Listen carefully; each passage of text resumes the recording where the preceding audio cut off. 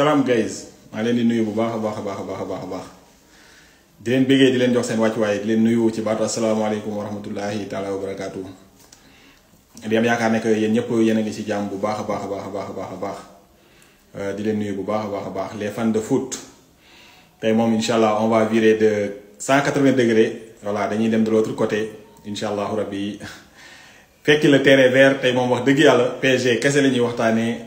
rien que du football ku xamul football moom bu yóbboo nga xamante ni moom génnal nga daw incha allah rabbi tey football la ñuy waxtaanee di leen nuyu bu baax a baax di leen jox seen wàccuwaay docteur Jules mi ngi leen di jox seen wàccuwaay bu baax a baax di leen nuyu di leen jox di leen bëggee di wax ne que vraiment yaakaar naa ne que seetaan ngeen final bi nga xamante ni moom moo doon am tout à l'heure fële ci Munich ki ci stade bu mag a mag boobu nga xamante ni final bu am solo je vais tout de suite rentrer les gars comme ça incha allah rabbi et ça c'est le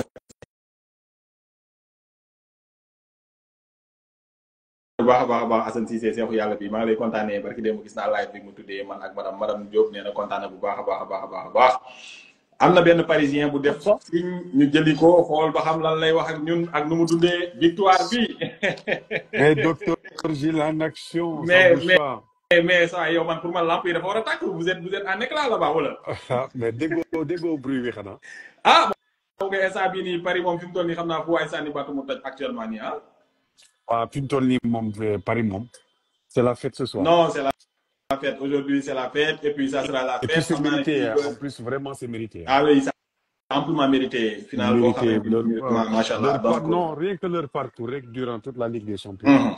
Je pense qu'ils en voulaient. Et vraiment, aujourd'hui, ils étaient encore plus déterminés. Li ci gën a am solo mooy esprit d'équipe. Esprit d'équipe. Et vraiment des combattants aller jusqu'au bout. Ils ont rien lâché. Et vraiment... un trophée vraiment mérité. Oui. Félicitations aux Parisiens. Ah oui, Paris sacre. L'Inter de Milan battu lamentablement. Ils ont été humiliés 5-0. Vraiment, musul am ci histoire Ligue des Champions. Ligue des Champions. Il y a beaucoup de premières fois. Il y a beaucoup de premières fois ci finale bi li xew ci finale bi gëj na xew. Paris pour la première fois mu rapporté li nga xamante ni moom mooy titre Ligue des Champions. am na ci ay joueurs yoo xamante ni nag dañ ko fa xaar. du genre Marquinhos. Vraiment donc ñu nekk ay joueurs yoo xamante ni yàgg nañ Paris di ko fa xaar maa ngi gis sax gars yi di ruubee kii nga xamante ni mooy Kylian Mbappé ci commentaires yi ak ci poste yi. nee nañ ko nag dafa mel ne yow yaa ñu doon bi nga demee la ñuy doog a jóg. mais c'est même pas ça xam nga il faut savoir ku nekk ak sa destin yàlla noppi na bu yàgg. xam nga des fois da ngay nekk ci yoon di wuti dara. li ñu naan xàcc boo gis wërsëg waay la. donc tey Paris yàgg nañu bëgg coupe bi donc ils ont les moyens. lu ne nag def nañ joueur bu mag bu nekk uti nañ ko te teewul gagné wuñu woon. mais tey bu ñu concentré woo ci jeunes yi. yoo xam ne ils sont déterminés ils veulent quelque chose là ils ont gagné. ah oui te xoolal équipe bi sincèrement équipe la boo xamante ni tey mënoo ne y a tel grand joueur te à part Dembélé sinon le reste c'est des jeunes yoo xamante ni. foofu laa lay këfaatee grand dama lay jox historique boo xamante ni dafa doy waar Al Khalifa bi mu ñëwee yaakaar naa ni que ci équipe bi jënd ko.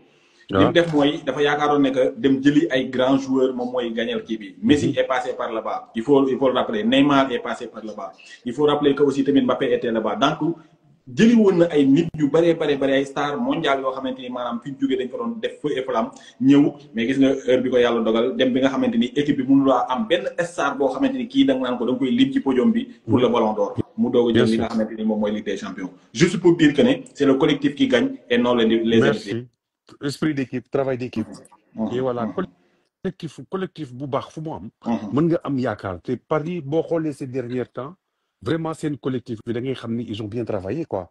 Ce qui veut dire nag il faut dire une chose. L'entraîneur depuis son arrivée. il a cru à ses joueurs. Ah bien sûr Enrique attention je vais préciser Enrique il a pris des décisions yoo xam ni tey jii les Parisiens n'étaient pas d'accord mais il a assumé.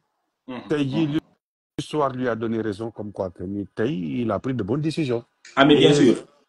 Ces bonnes décisions nag c'est ça qui lui a valu ce trophée. et un trophée mérité. ba pare tey dafa am ay coaching gagnant xale bu ndaw bi fàtte naa nu mu tudd sax minimum trop mooy ki mu dugal 5e but bi tout juste avant la fin à 4 minutes 3 minutes avant la fin la dugg. fekk kër gi à la 87e minute. yaakaar naa ne que aussi tamit Enrique daaw bi mu ñëwee daaw lay doog a ñëw yóbbu équipe bi demi-finale. waaw ren mu ñëw jël coupe bi donc nag vraiment mais Enrique macha allah. mais déjà rek Mayu génne Barcola mi nga xam ni il merci était tout le beaucoup. temps génne Barcola mi nga xam ni tey jii c'était un titulaire et puis pour te dire quelqu'un qui marque beaucoup de buts pour te dire que xoolal ak ki mu ko remplacer booy boobu tey boo doublé t'imagines déjà moo def passe décisif un pour l'autre mu dugal et puis ñëw daal di doublé après nag génne ko poste pour poste diggante moom ak Barcola Ah donc oui. qui est rentré qui pouvait même marquer des buts mais xam nga Barcola déjà dafa xaw a open donc du coup mais c'était un bon match hein, et Paris a été vraiment au-dessus du lot en fait Ah mais bien sûr. tey moom sur tous les plans reconnaître mënatoo sax xam ne Inter de Milan sincèrement donc un trophée mérité et vraiment encore félicitations aux Parisiens vraiment Ah oui. grand félicitations ah oui félicitations pour Paris grand naka Paris foofu naka la gars yi dundee kii bi yow moom da nga dellu dafa mel ni yow gars yi yow la ñoo xaar pour jël coupe bi.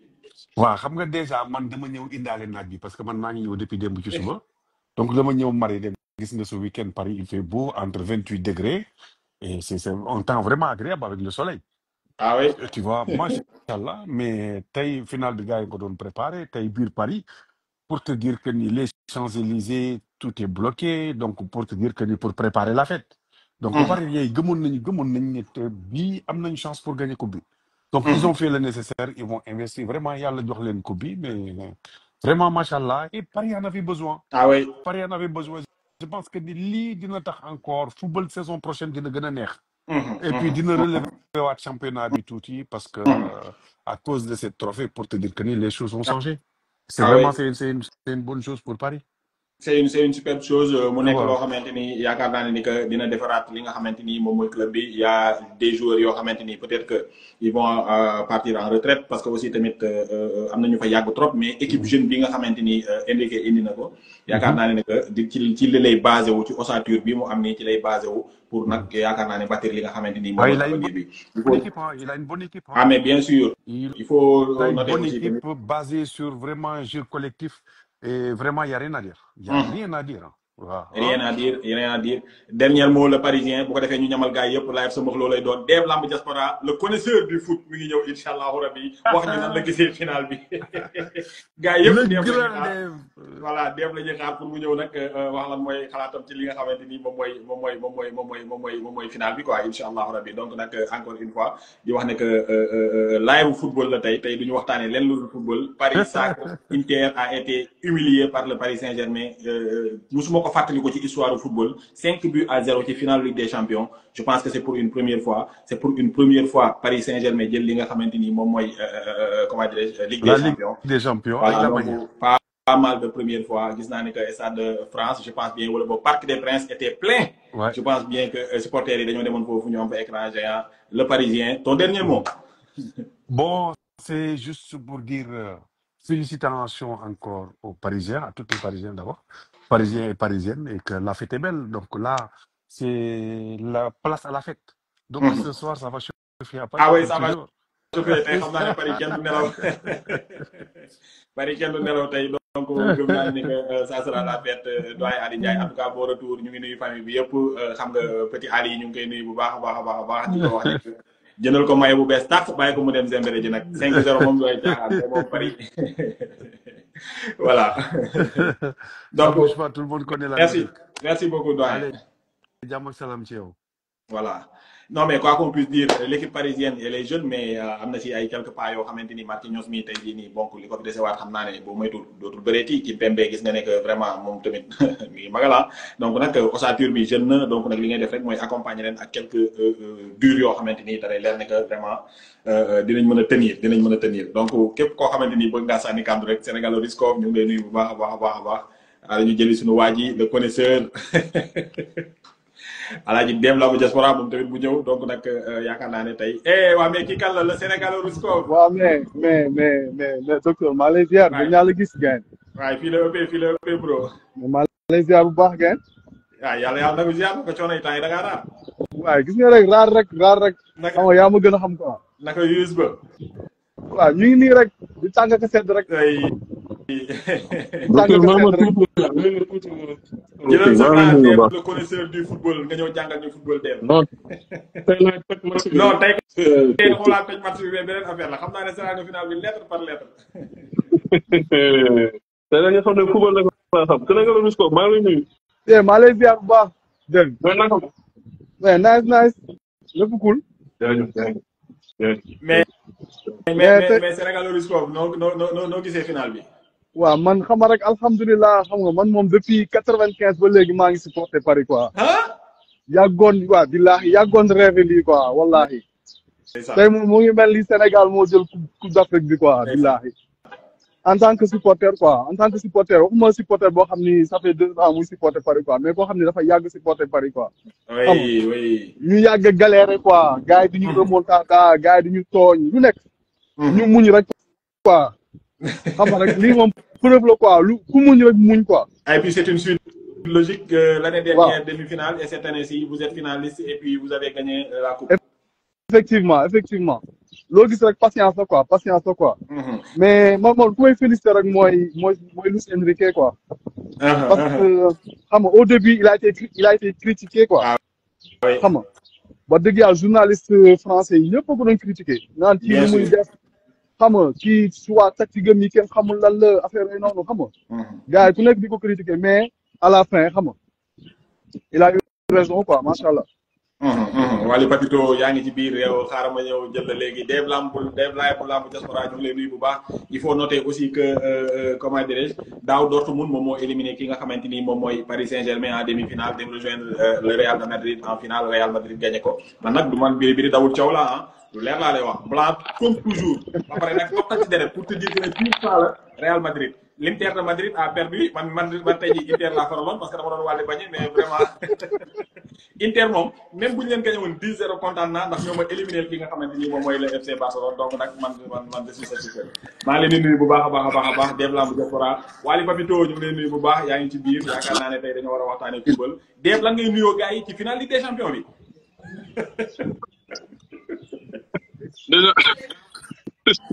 déjà damaa réer sax. mais li may njëkk a laajte maa doo am problème droit d'auteur ak kii bi ci ginnaaw noonu.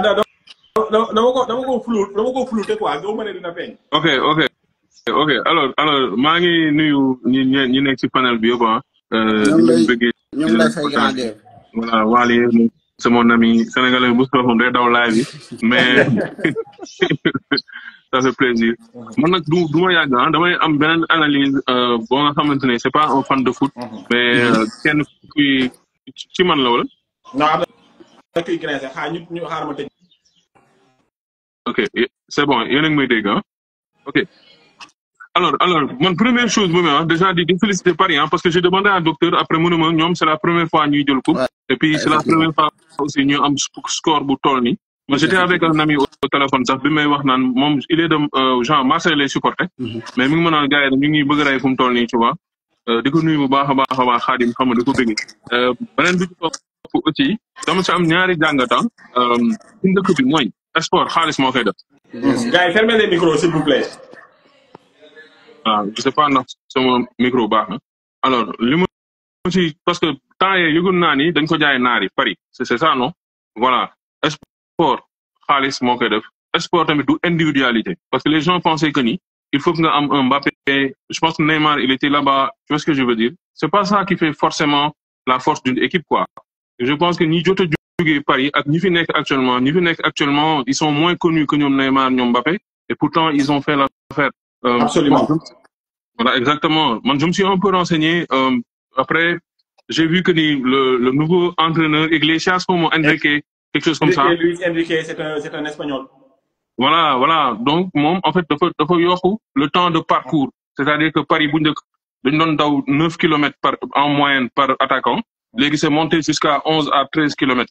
Ça veut dire que les données du quoi, tu vois. Et puis, légui, il y avait des stars comme Neymar, qui ont xaar bal bi ñëw pour ñu dem dugal but. Mais légui, attaquant, dañuy watch pour dem récupérer bal bi di defaale en même temps défense. Légui la nak benn gain wax ko. Vraiment kii moom il a fait des recherches quoi, masha Allah. Il a bien fait ses devoirs à la maison. Non, Dave, il commence à suivre le foot. Non, il a bien fait ses devoirs à la maison. dégg naa aussi li docteur wax nee na en fait c'est aussi une suite logique quoi suite logique bi mooy ils sont partis en demi-finale. xam nga dernière.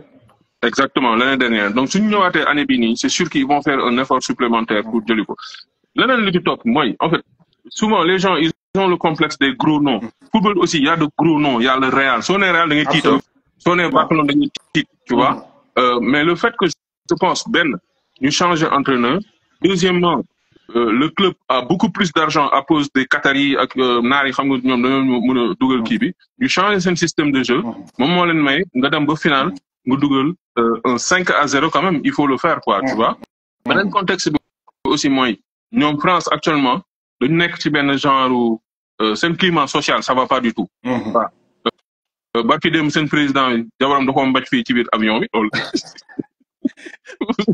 les images tu vois xam nga donc politiciens en général dañuy soxla genre regain bi genre souffle bi nii parce que il va les recevoir à l'Élysée c'est sûr tu vois jox leen ay primes et tout donc day xaw a redorer son blason quoi après fi mu terminer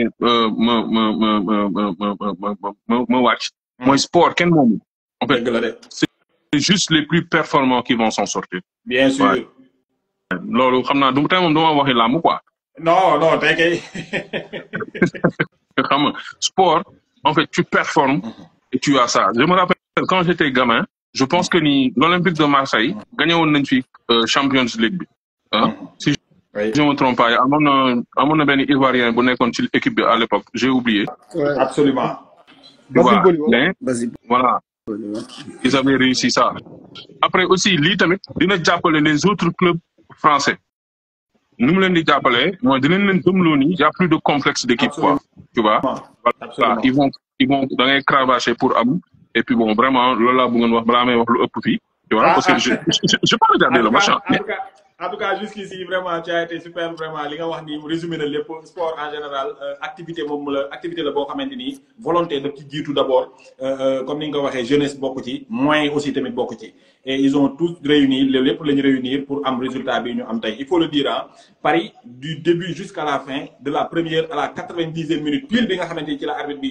tas match bi yokk ci benn minute sax de temps additionnel parce que doon bañ ñu gën leen a doggali bàyyiwuñ benn yoon da ngay gis attaquant boo xam ne comme ni ko Dave waxee day wàcc ba ci défense bi di ñëw di marquer si di def ay efforts yu flagrant donc nag loolu moom moo leen may di ñu am nii tey il faut dire que ne Inter dafa génnee ay ponkal Inter moo éliminé Barcelone bi nga xamante ni le Barcelone de Lamine Yamal en demi-finale ñëw Paris def ko nii mu ko def Dave looy tàggatoo.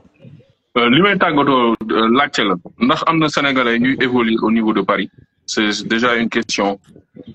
nii actuellement. non am na ay boo yoo xam ne origine sénégalaise lañ quoi. peut-être ñu ngi ci centre bi et tout ouais mais. équipe comme Ibrahima Mbaye affaire yooyu noonu quoi. mais en tout cas il faut dire que dans le ci 11 bi le premier qui a marqué le but c'est un Marocain donc. Achraf Hakimi. Hakimi il est quand même connu Hakimi il est à cause de son niveau et tout ça. maa leen di sant bu baax di leen gërëm bon Paris aussi fi may terminer mooy c'est quand même. képp kuy Sénégalais am nga xam nga fa mbokk quoi. bien sûr tu vois je pense que géographiquement parlant ñoom la ñuy xaw a gën a jege tuuti que Inter. di masawu waa Inter aussi y a beaucoup d'Italiens foofu noonu. mais c'est la loi du sport maa ngi bàyyi docteur mu doxal et puis tamit on va pas juste concentrer maintenant sur la lutte dinañ def leneen loo nga xamante ni aussi ay football parce que docteur attention mën na dugg bloc lamb mais mën na dugg bloc football attention mais yow tamit kenn demul nga def dégg naa la grandeur merci beaucoup allez Sénégal jaajëf merci beaucoup donc c'était Dave Lam Diaspora en tout cas de toute façon dégg ngeen li nga xamante ni développé na ko damay bàyyi l'autre parisien moom aussi tamit de New York encore wala boog des États-Unis mu daaneel su ko defee ñu ñëw ci wàllu Papito mu ko defee ma tourné boule bi ayca Sénégal loolu sport waaw man su may daaneel rek mooy félicitations à l'équipe quoi félicitations tamit au président Nasser moom tamit dégg na lu nekk tamit xam nga te ñu xam ni tey collectif moo gagné quoi nekkul individualité quoi collectif moo gagné quoi parce que soo xoolee Ousmane Dembélé il n'a pas marqué mais il a délivré deux passes. Il a été présent vraiment il a été présent quoi donc c'est une victoire collective quoi donc loolu laa doon am pour wax tamit aussi tamit du wax tamit Dave macha allah tamit su continuer nii damay ragal gars yi waa lamb ñàkk ko quoi loolu woon quoi di bëggee ñëpp quoi di wax xam rek aller Paris quoi jaajëf Sénégal di macha la allah kontaanee bu baax a baax di la kontaanee bu baax merci beaucoup encore une fois donc c'était Sénégal Riscope supporter parisien depuis les États-Unis Wally Papito moom looy nuyoo. taal sa micro bi. excuse-moi docteur Jules. di la nuyu bu baax. maa ngi lay delloo ziar bu baax waay. mbaa yaa ngi am tawfeex. maa ngi sant bu baax. alhamdulilah. bien maa ngi lay gis ngay développé par rapport ak Saccour Paris bi tey. waaw macha allah. mais bon je pense que pour man bettul kenn quoi parce que boo dee c'est du début de la saison jusqu'à la fin Paris ils ont été constants quoi. ils ont été très constants parce que quand tu bats Liverpool instant bi Paris di gagner Liverpool. Liverpool était l'équipe à battre il était l'équipe à battre. Absolument. Vraiment. Et puis il faut noter une chose hein. Paris Liverpool je pense qu'il était premier il faisait partie des premiers. Le Paris il était parti en barrage hein. Bien sûr Paris en fait ils se sont qualifiés à la dernière journée je pense. Ah oui barrage lañ génnee. donc ñoom barrage lañ génnee pour dem déjà. Ah oui bien sûr il faut noter ça. Paris ils avaient des problèmes déjà pour sortir en phase de poule. ñu génn deuxième partie saison exceptionnelle gagner Liverpool. Liverpool man ba ma gisee mu gagner Liverpool laa xam ne Paris il peut s'en sortir man je suis madrilène à la base maa ngi yow ñoo bokk équipe. waaw oui. mais je peux dire que le départ de Mbappé leur a fait un bien fou. daf leen a libéré quoi pour moi. Non mais billahi collectivement docteur Jules tu vois que Paris était une équipe libérée. Physiquement ils étaient à fond. Football xale moo koy def tu vois Vitinha Neves ils peuvent courir 200 minutes sans s'arrêter. Tu vois. Ah oui. Donc pour man Paris en fait ñi xam football dëgg doon seetaan football ren war nañ xam ni Paris gi ils étaient bien partis pour prendre la coupe. Macha Allah. Jules. Oui. Football collectif la. Luis Enrique dafa ñëw instaurer système boo xamante ni waxuma la ren. mais Paris bu leen neexee 10 ans yii ci kanam dañuy mën nañu. non Paris lii mu football tey ba jël coupe bi. équipe bu mu ci jàkkaarloo bu ko football ak yow bu la gañewul doo ko gañe. non man ba mu gañee Liverpool laa xam ne ren équipe yi am nañ problème ah mais bien sûr. non bien sûr parce que man moom bon Sacré bi moom bettuma quoi franchement. parce que bettu la woon donc ñu gis ne que Inter. ci moom laa bëgg ñu ñëw. il a battu beaucoup de grands génnee na ay grands yu bëri ci tournoi bi. mais ils ont été inexistants aujourd'hui. Mais qu'est-ce qui n'a pas marché du côté de l'Inter? Je pense que physiquement ils ont lâché. Absolument. Parce qu'en fait il y a une différence. Paris ils ont remporté le championnat depuis plusieurs journées depuis presque 4 ou 5 jours. Inter dañ doon xëccoo championnat jusqu'à la dernière journée. Parce qu'ils ont teg nañ 3 défaites consécutives ci fin championnat bi nii. Voilà c'est ça en fait pour man dañ claqué. dama yaakaar ni Inter dañ claqué physiquement dañ bàyyi. non dañu sonn. fraîcheur physique Paris ñoo ko ëppale woon fuuf. donc pour man bon victoire Paris bettul kenn en plus sur les 20 dernières années mooy final bi gën a yomb je pense. final bi gën a ñàkk gu finalu 5-0 mi ngi doog a am. final boo xamante ni 5 bi. final bu ñàkk borom 5-0. final boo xamante ni dès le premier mi-temps dañuy gis ne que final bi c'était plié. C'était déjà plié. Moi je pense que c'est un coup qui a été largement mérité par Paris quand même. Coach Bakary la char bu wér. Lindor maa ngi lay nuyu Papito baal ma teel a tuuti nii ma introduire coach Papa Lindor maa ngi lay nuyu bu baax a baax. coach Bakary Sakho maa ngi lay nuyu tey waxuñu ci yoga waxuñu ci catch waxuñu ci kung fu waxuñu ci MMA waxuñu ci kickboxing tey ci tapis vert bi lañ dem Paris Saint-Germain ba l'Inter de Milan 5-0 yenn coupe bi gannaaw bi nga xamante ni mosu koo jël ci carrière am coach loo ciy nuyoo ci lu biir loolu. mais ça c'était normal frère rek boo bëggee dégg Paris lépp la gagné. oui biir Paris lépp la gagné. lépp tout. léegi xoolal Inter luñ perte yëpp. di leen Naples di defar bagage noonu. nga xam ne dañoo waroon a génnuñu. loolu léegi dafay démoraliser. soo gisee bi ñu gagné Barça leur comportement dafa wane ne sax qualifié nañ mais leeru leen ne à 100% de lañ ko jël. dañoo jubilé bi des. ñu war a xëy dafa ñu ko del marca lañ koy xaw ñu war cee wax ni ñu ci waxee communication bu dee yaa ngi suivre gars yi ni ñu ciy waxee amuñu ci woon espoir. tey nag Paris daa ñëw wanaat boppam. xanaa saxara yaa dum tudd ci war a set bi saxara numéro 7. bàyyi suñu joueur bi. non Doué lay wax Doué lay wax. waxuma kan Doué ci. non xarasarea numéro 7 bi. ah ok Vara il a Elia. été fantastique man même bi mënu ma ko wax. léegi il a nag été fantastique moom moo dugal Vara 4e bi Elia dugal 3e bi. léegi nag bàyyil xel ci benn affaire. foofu la Inter defee erreur ci moom 2 jours lañ ko booleel. dañ ko def marquage du doublé quoi. looloo waral Vitinha bu mosoon a yor bal bi ci digg bi day am espace bu bëri. xam li muy liggéey tout simplement te da nga doon gis Dembélé. attaquant la mais en même temps faux attaquant la ça veut dire quoi Dembélé day wàcc ba ci suuf. il a joué comme numéro 10 aujourd'hui il a joué comme numéro 10 aujourd'hui. moom laa lay wax day wàccaat ba ci suuf. moo tax bal yëpp ci moom la jaar bal yëpp ci moom la jaar. merci beaucoup xam pour gars dama xam football rek de li nga gisee du ci wax ak ma ko xam. moo koy dañ lay may loxo comme niñ mayee loxo sànq démb am diaspora vraiment li ñu ci wax nii rek bëri na. non mais c'est ça donc. non docteur faa nga ñuy may benn rubrique football des fois. non du ci ñàkk il faut ñu koy indi incha allah. bi xamul tax ma wax numéro 7 bi. parce que numéro 7 bi di Frees la tudd xam mooy gaan bi nga xam ne moo sonal ñëpp. xoolal da ko doon vidé. gauche moo tax gisul dara. du ma wax ne beneen latéral bi moo tax gisul de mais la plupart boo dee xool waa yooyu numéro 7 bi moo ko doon sonal. léegi bu ñu demee ci Inter seen défenseur bi Di Marco. le fait que ailier wu Paris bi ak milieu bi. seen diggante amul distance te automatiquement day am ay changement yoo xam ne nii da ngay jékki-jékki gis Dembélé fii jékki-jékki gis numéro 7 bi fii kii demaat fële Di Marco loolu da ko doon déranger. dañ doon def permutation quoi. merci beaucoup donc loolu dafa froisser défense su ki nga xam ne nii tey moom mooy Inter et non seulement. ci mbaal gi le fait que le fait que mooy côté hors-jeu bi le fait que. Di Marco am problème mu échange de joueurs yooyu noonu moo taxoon mu doon effacer tout le temps li nga xam ne nii moom moo waroon a doon VAR bi.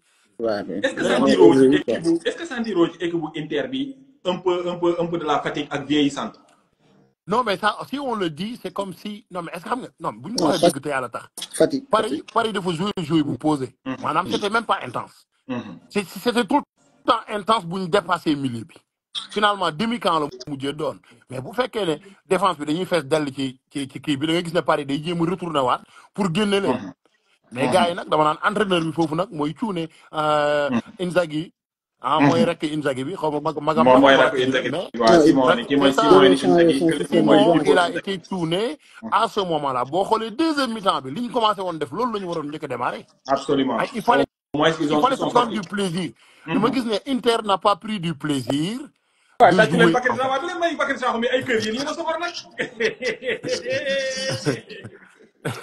Tu vois dama gis ne Inter n'a pas pris juste du temps de faire du plaisir. ci match bi match final da ngay tijjeeku. maanaam mënoo ñëwee pression dès au départ. parce que boo xoolee 15 minutes da ngay gis ne encore ils sont coincés c'est comme si ñu ngi soog a dugg ci terrain.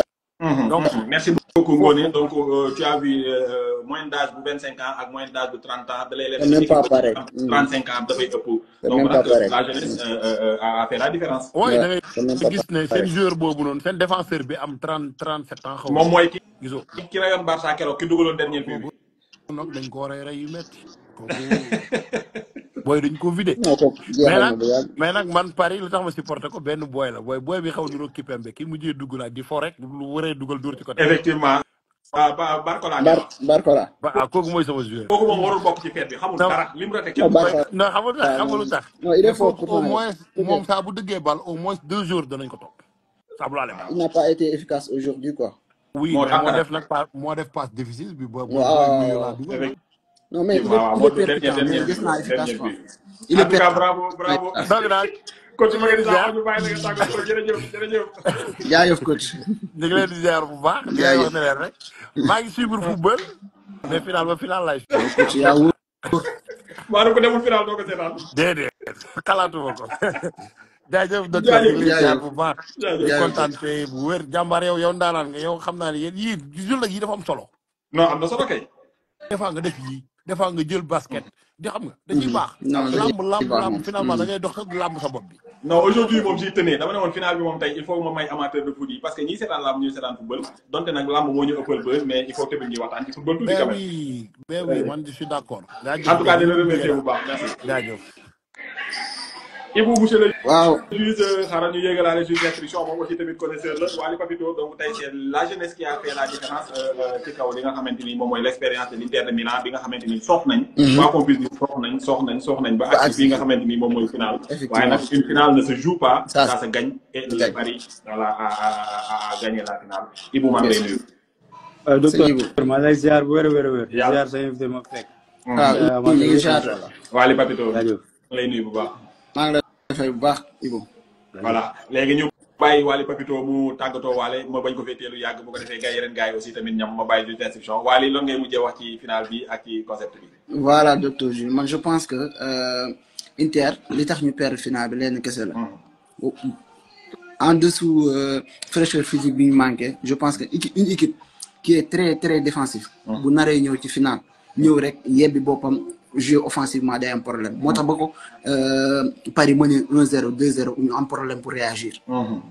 donc une équipe qui a vocation défensive pour mu revenir ci ay match day xaw a métti ñoom li leen arrangé leen rek la ñu ni pip ñu dugal mais une fois ñu jiital leen ils ont tous les problèmes du monde pour égaliser je prends juste un exemple finale Euro 2012 entre l'Espagne et l'Italie quand l'Espagne l'a battu 4-0 c'était comme ça ils ne pouvaient pas réagir parce que eux ils font que défendre leur système de jeu leen rek moo leen arrangé ñu njëkk a jiital équipe mais tant que ñu ngi leen di jiital buñ bëggee égaliser c'est à eux de changer de style de jeu ou bien de changer de tactique en cours de match mais tant que ñu ngi football léegi buñ dajee yenn équipe yi avec un tactique bien déterminé comme ay PSG comme ay Real ak yeneen équipe pour ñu remporter une finale devant day xaw métti absolument donc pour moi c'est une finale logique que tout le monde y s'attendait donc bon c'est pas une surprise quoi franchement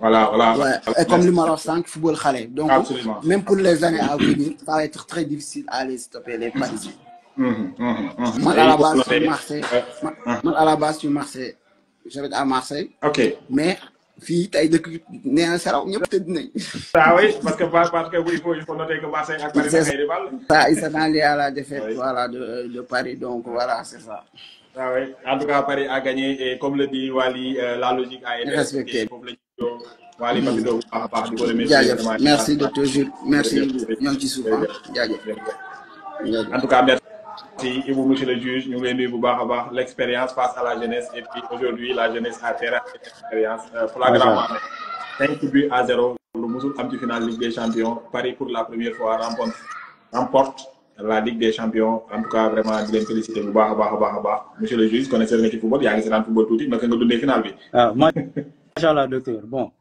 d'abord victoire historique du PSG hein franchement avec la manière bien sûr parce que tey jii man dama naan le football a gagné quoi est-ce que Inter seen contre-performance bi amoon nañ les prémices seen match contre le Barça les équipes italiennes ont toujours des difficultés ak ay équipes yoo xam dañuy jouer jeu de position mooy comme Barcelone lu muy footballé Paris Saint-Germain mais jeu Paris Saint-Germain ñoo gën a encadré sur le plan défensif c'est-à-dire Paris Saint-Germain voilà tu sentais que Paris Saint-Germain peut mettre autant de buts que Barça bii mu dugal Inter mais aussi amoon nañ les moyens pour fexe Inter bañ a jege seeni camp mais loolu moo ma jaaxal Ibrahima li ma jaaxal mooy Paris même à 5-0 dañuy continuer di défendre comme si on était à 0-0 voilà te loolu boo seetloo contre Liverpool en 8e de finale gisoon nga loolu c'est-à-dire mën na Liverpool retour dëkkam 1-0 dugal ko à la 2e ou 5e minute mais ci 120 minutes yëpp da ngay gis Liverpool bi nga xam mooy champion d'Angleterre meilleure attaque d'Angleterre amoon des difficultés pour jege camp Paris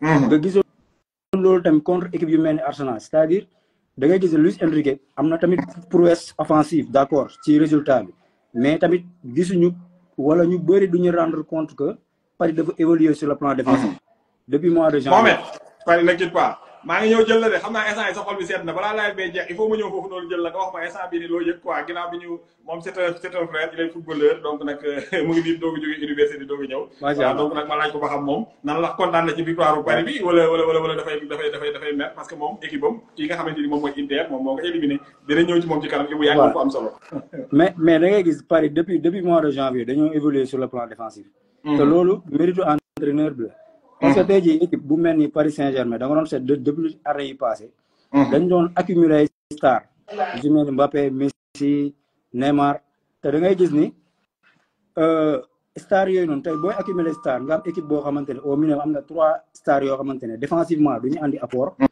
entraîneur waxoon nañ début de fin saison passée nee na ba Mbappé demee newoon na leen le PSG sera beaucoup plus fort cette année. te tey prouvé na ko. parce que tey am nga 11 hommes yoo xamante ne saa bu adversaire bi yoree ballon dañuy def reprise défensive. absolument tactiquement Paris Saint-Germain ils sont très forts sur le plan défensif. c'est-à-dire mooy équipe bi nga xamante ne si depuis dernier carré bi dama gis ni mooy équipe boo xamante ne pour nga jege camp problème la. te tey comme ni nga ko waxee meilleure équipe ñoom l'attaque te fait gagner des matchs. mais la défense te fait gagner des titres. te tey loolu moo fay.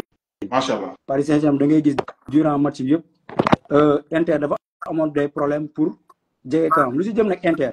c'est-à-dire parfois day am équipe yoo xamante ne ils sont surestimés. mooy équipe bu mel ni par exemple Inter Milan.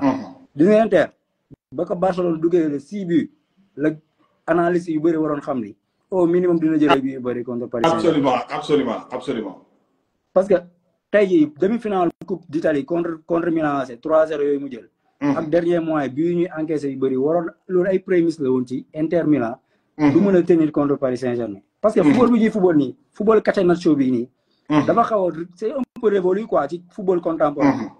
c'est-à-dire football bi ñu doon football avec les Mazzarri yu Ancelotti doon football 4-4-2 losange 3-5-2 football daf ko xaw a dépassé.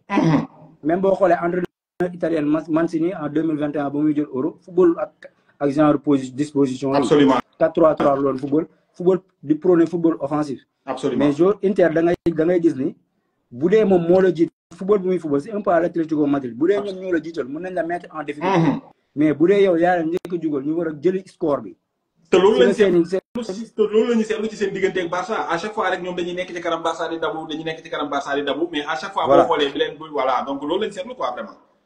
yow boo xoolee ci Ligue des Champions bi yëpp match bi rek lañ leen di doog a mëne au score à part 3-2 bu leen Barça mëne woon nga war ko jëli c'est-à-dire que boo day am donc irrespect tactique boo xamante ne joueurs yi foog ñu def dépassement de fonction pour mën a dem jëli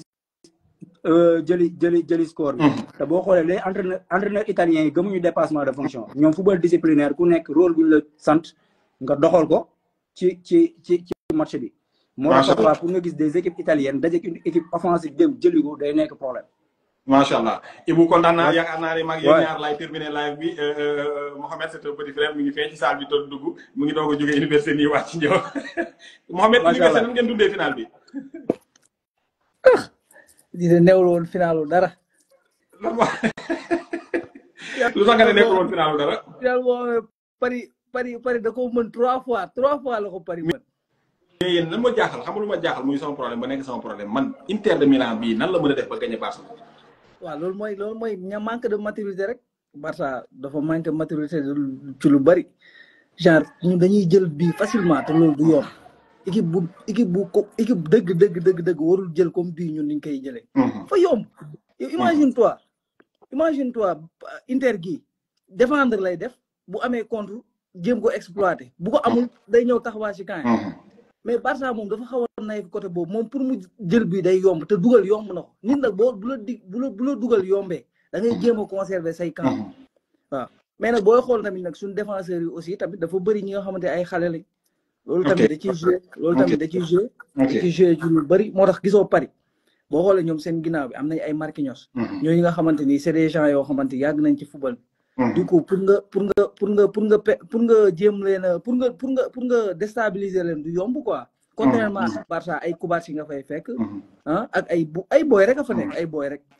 c'est ça quoi loolu moo ñu léegi dañuy jógee ci revers bi ngeen amoon Inter teg leen ko këpp seen yalwaan ba pare ñëw indiwu fi dara donc il n'a pas été présent aujourd'hui qu'est-ce qui n'a pas marché du côté de l'Inter parce que Inter aussi tamit quoi qu'on puisse dire arrivé en finale de Ligue des Champions loolu du lu ndaw aussi naka la def ba mën a yegsi fii ak fii mu egsi lan moo tax concrétiser wu ko carrément exploiter li nga xamante ni moom mooy li mu passé wala Paris daf koo jàng carrément. mais nag Jules Inter n'a pas été extraordinaire durant toute la saison.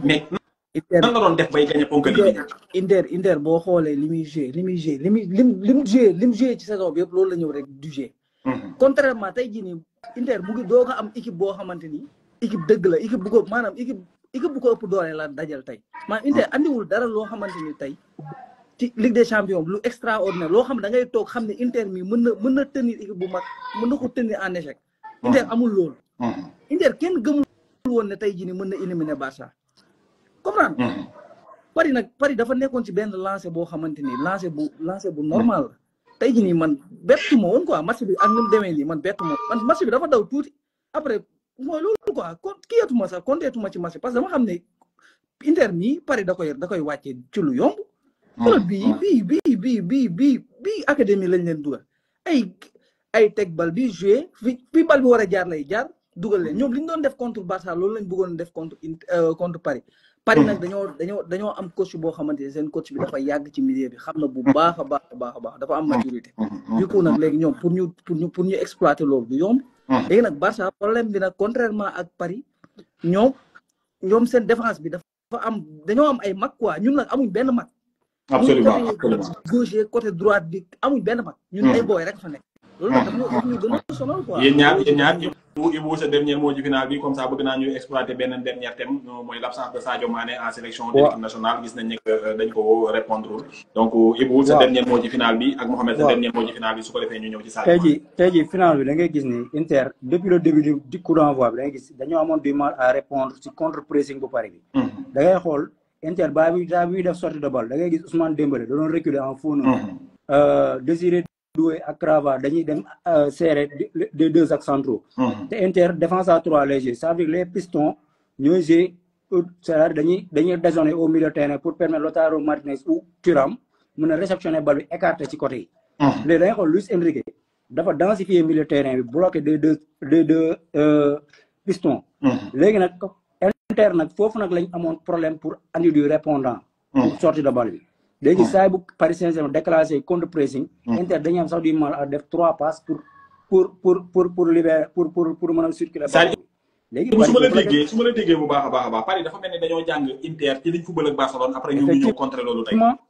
c'est-à-dire Paris Saint-Germain match Barça lañ répété mais améliorer leur système défensif parce que tey sur le plan offensif et sur la circulation du ballon mais Barcelone dafa maîtriser Inter surclassé ko mais leur défense a été catastrophique c'est-à-dire mais yow tey jii boo gisee nag Luis Enrique pourtant waxoon na ko ba mu gagné Arsenal ñëw na le Barça est l'équipe la plus difficile à battre tey bu ma doon tànn adversaire du ma tànn Barcelone parce que équipe bu naqaree dékku la mais il savait que pertinemment Inter mi moom amoon na joueurs yoo xamante ne des joueurs de petite taille comme Mendes comme Hakimi Vitinha et autres c'est des joueurs de petite taille yoo xamante ne capable nañ coulisser et des joueurs de position joueurs yoo xamante ne bu sa partenaire yoree bal tu te déplaces comme Thierry Henry wax tu aides dans l'espace joueur Paris Saint-Germain kenn taxaw benn côté fixé il est toujours dans l'espace joueur de position la ñuy jouer léegi nag moom xam na loolu lenn moo ko desoon parfaire son système défensif te Inter benn joueur lay jouer bu ñuy génnee ballon bi Acerbi ou Bastoni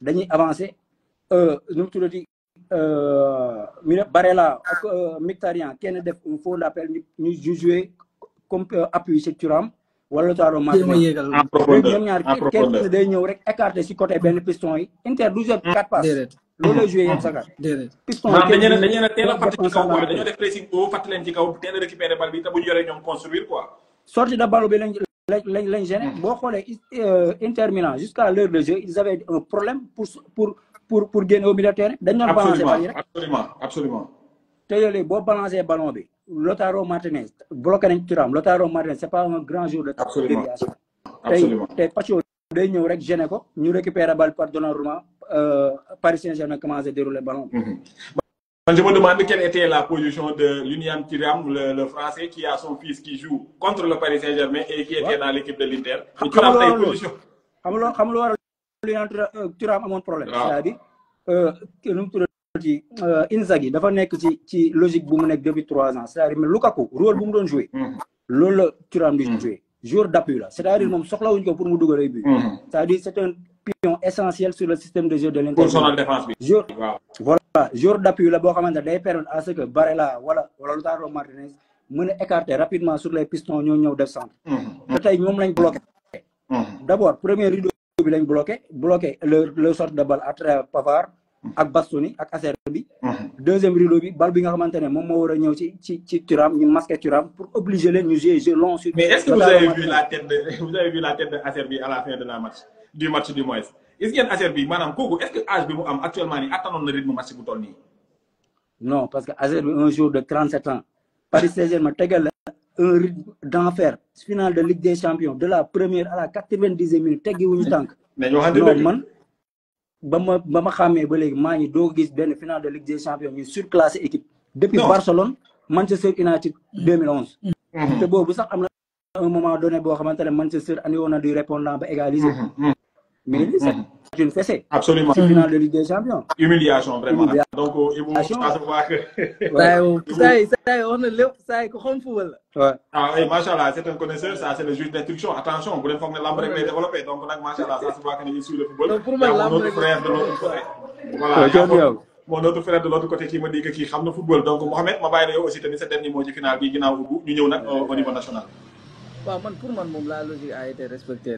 Paris mom comme dafa jaar fu mo waroon a jaar parce que comme lu ma waxoon au début rek loolu laay waxaat Inter genre andiwul dara quoi tey andiwul y a rien de spécial loo xamante di nga ko gis tey jàpp ne Inter bi waroon na war a mën a jaar ci kaw Paris jaar non non amul au début ñu ngi doon jéem a créer mais comme li Sawaay wax rek ñoom benn jeu ba façon jeu boobu la ñu am dañ lay aspirer ba nga ñëw ñu jéem a def seen sorte de balle boobu noonu nga xam ne ci digg bi lañ koy teg bu ñu ko defee Thuram mooy def foofu noonu benn genre une ñu bàyyi à côté ci su seen latéral bi noir bi mu génn def centre ñu ñëw teg seen tànk dugal loolu lañ doon def léegi nag ñoom gis nañ ne loolu lañ doon def contre Barça loolu lañ doon def yeneen contre équipe yi ñoom ils ont su ñu jàng ci loolu biñ ñëwee loolu lañ appliqué moo tax ñoom amuñ sax débordement sax mënuñ ko woon a am tey parce que faay yooyu noonu ñu doon yeneen équipe bi doon enclenché di ko doxaale quoi ñoom ils ont su ñu baare lépp waaw comme ça buñ ñëwee ñoom duñ am fuñ mën a jaar quoi voilà c'est ça. Dernière question boo xamante ni dama leen koy séddale yéen ñaar est-ce que Paris vainqueur de la Ligue des Champions est la meilleure équipe de l'Europe actuellement? Non man je suis pas d'accord. Oui, c'est la meilleure équipe. Paris ne peut pas être meilleur que Barça. Amuloo ma ne. C'est le Barcelone qui parle. Paris ne peut pas être meilleur que Barça. Man Barcelone la. Man je suis Barça. OK. Mais parfois, il faut qu'il y ait une analyse objective. C'est-à-dire que sur le plan de force collective, Paris Saint-Germain moo Barcelone xam nga c'est-à-dire bu ñu dajewoon Barcelone mën na ko dóor mais c'est-à-dire impact bu Paris Saint-Germain am sur le plan du pressing contre pressing repli défensif bloc défensif discipline tactique Barcelone amu ko Barcelone tey bu amoon discipline tactique sur le plan défensif Inter du soxla sox dugal benn but ci deux matchs. Et c'est ce que le Paris Saint-Germain a réussi aujourd'hui. Paris Saint-Germain loolu la maîtriser c'est-à-dire Barcelone bu doon Liverpool la am 8e de finale néew ma du éliminer Liverpool mais dina encaisser ay but. Absolument. Liverpool ba muy dem dëkk Paris di ko dóoraale 1-0 c'était contre le cours du jeu. Mais boo cumuler les 90 minutes wala 90 minutes à Paris 120 minutes à Anfield. Paris Saint-Germain était gravement au-dessus de Liverpool te Liverpool dañu amoon du mal pour jege surface de réparation Paris. Di nga football c'est pas aussi l'aspect offensif kese baax na Paris Barcelone marqué plus de 150 buts saison bi Lamine Yamal Rafinha Ferran Torres Lewandowski mais aussi gis nga football titre ay match attaque moo la gagné mais des titres c'est une discipline défensive moo la koy gagné. Barça loolu la manqué c'est-à-dire boo xoolee Paris Saint-Germain sur le plan tactique moo gën a complet Barcelone. Absolument c'est-à-dire boo cumulé l'aspect offensif et défensif. dinaa defar loolu bul jaaxle quoi. déwén di ngeen defaruwaat donc yaakaar naa ne defaruwaat.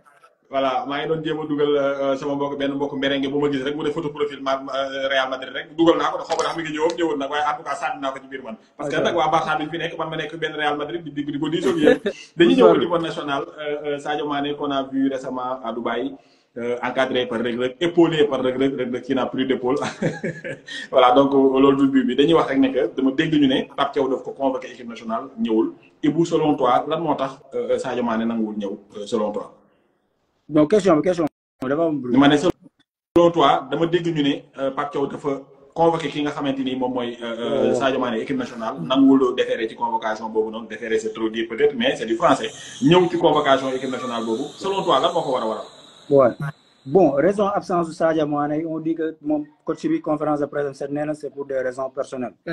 Donc maintenant pour des raisons de transparence doon na baax ñu informer l'opinion publique et les supporters de l'équipe nationale les raisons absence de Sadio Mané parce que tamit c'est un cadre boo xamante ne daanaka mooy suñu meilleur joueur vice-capitaine de l'équipe baaxoon na au moins ñu informer ñu lan mooy raison absence parce que pour des raisons personnelles aussi c'est trop vague xamuñu ba xam blessure la ba xam dafa am problème au sein de l'équipe aussi parce que y a les journalistes des sports qui parfois balancent certaines informations comme quoi il y a une petite crise dans le vestiaire. Et puis il faut noter que des sports sont trop proches de Sadio Mané parce que mais c'est l'actionnaire majoritaire loolu les gens nit yi xam nañ ko. Donc luñ fa wax rek ça veut dire que peut-être moo nekk man loolu laa jàpp surtout quelqu'un comme Bakary Cissé buy wax dama koy déglu parce que dama naan moom xam na exactement lan moo xew ci vestiaire équipe nationale bi. Donc absence su Sadio Mané du nekk lu ñoo xam dañ ko war a jël avec des pincettes.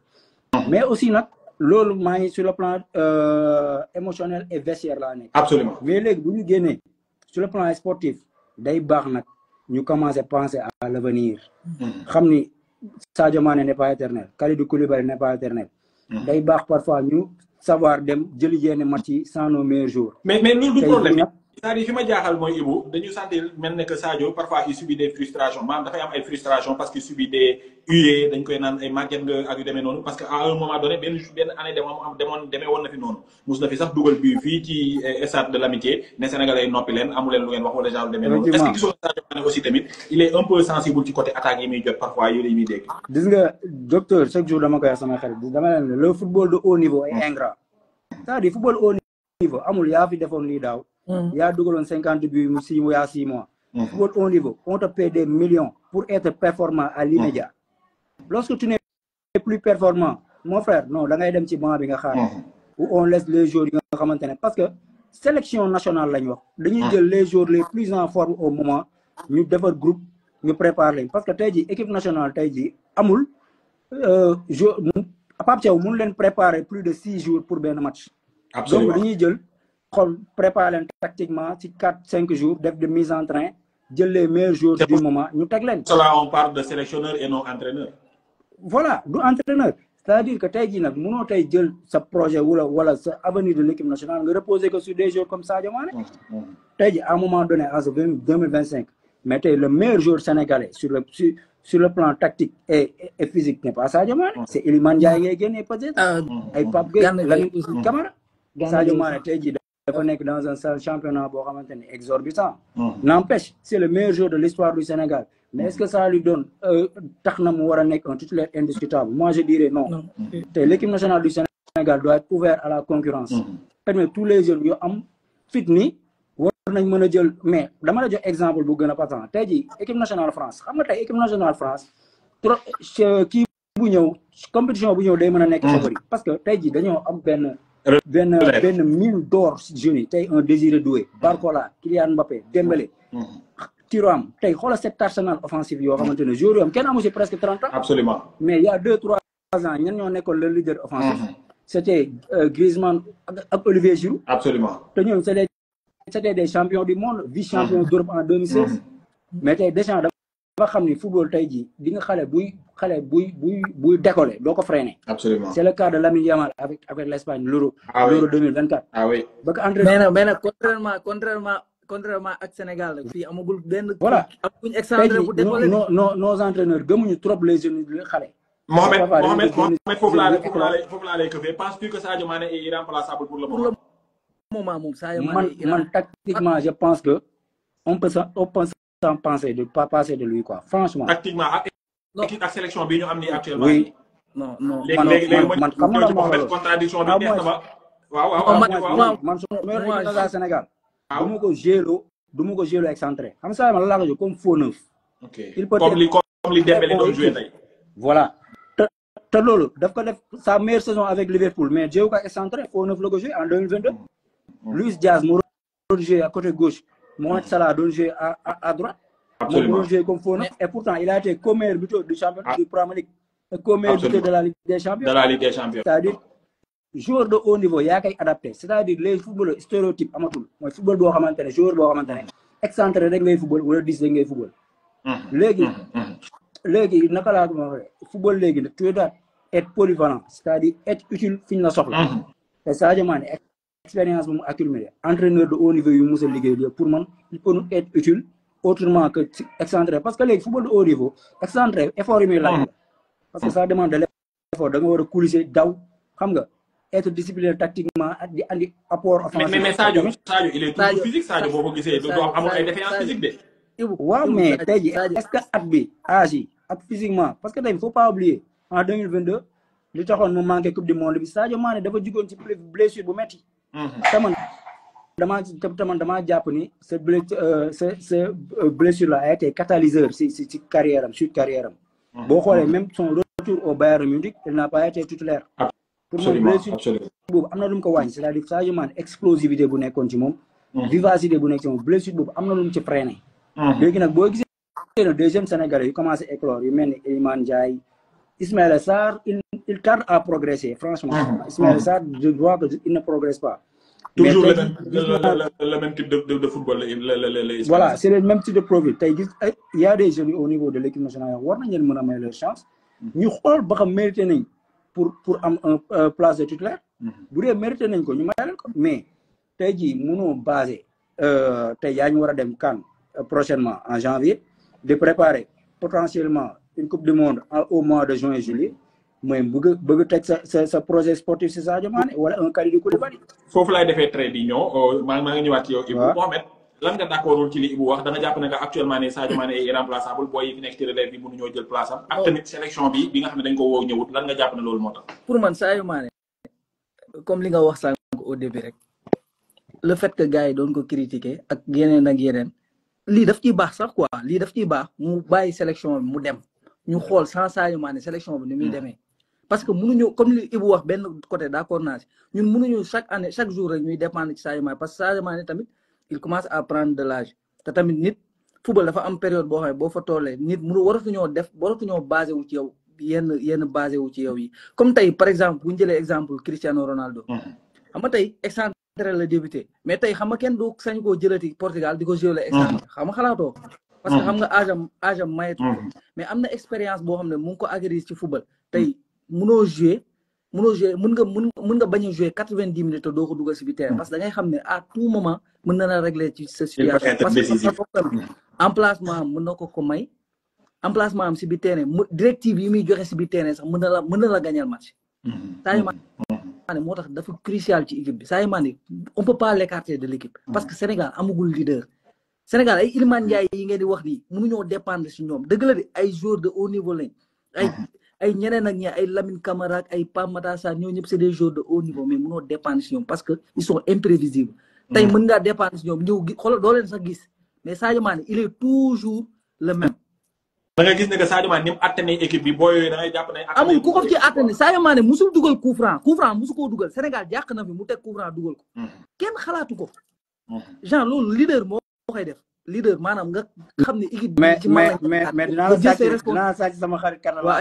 xoolal te parfois loolu c'est un peu trompeur amul la gis nga Côte d'Ivoire boo fàttali ko en 2013 ba Drogba ne day bàyyi sélection mais pourtant beaucoup de spécialistes dañu woon Côte d'Ivoire dootul jëlee di CAN mais CAN bu si topp c'est la ko Côte d'Ivoire jël moom ma génne sax exemple boobu mën na ko jëlal Italie en 2006 qui était le meilleur buteur c'était Luca Toni du woon Francesco Totti du woon Gilardino du woon Inzaghi Luca Toni la woon ba waa ji ñëwee ci banc bi la ko dóor pourtant coupe du monde bi yëpp 5 minutes le jeu contre Allemagne prolongation. Ghana jëla exemple bi tamit. waaw jëla exemple Ghana les frères Ayou ñaata at lañ nekk ci di rajo.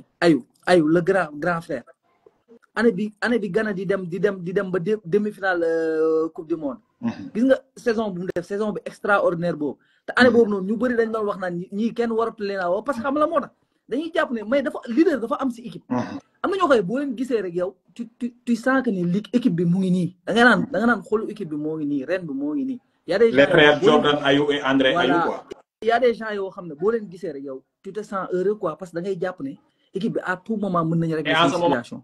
aussi y avait Asamoah Gyan le numéro 3. Asamoah Gyan aussi mën naa la jox exemple Asamoah Gyan ba si dernière coupe d'Afrique bi je me rappelle très bien dernière coupe d'Afrique bi Asamoah Gyan mu jee joué.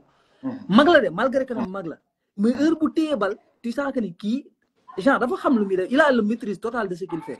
y en a tant d'exemples Vincent Aboubacar de la Cameroun. ñu ci bëri y a des gens yoo xamante ni mënoo leen dañoo crucial ci équipe saison de maanaam mënoo leen a dissocier ci benn kii maanaam dañoo compact quoi c'est des gens yoo xamante ni intouchable Sadio Mané nag noonu la mel ci Sénégal tey am na ñoo xamante ni bu gisul Sadio Mané seen xel du daal. Pape Thiaw mii boo ko xoolee da ngay xam ne kii dafa découragé malgré mu ngi wax de mais tu sens nettement que ni il parle avec xol bu jeex lay waxee quoi parce que boo xoolee bi ko journaliste bi laajee lan moo tax Sadio Mané yooyu dana c'est des raisons personnelles moom loolu moom moo décidé na du ñëw Sadio Mané man pour man ce qu'il a fait là il devait le faire depuis longtemps mooy depuis bi ko gars yi commencé di critiquer fii mu ñëwaat fi commencé di def match avant boobu la waroon a arrêté toog lu yàgg ne la man maa décidé du ma ñëw sélection bàyyi leen ak seen équipe ngeen dem ñu xool parce que Sénégal ba léegi.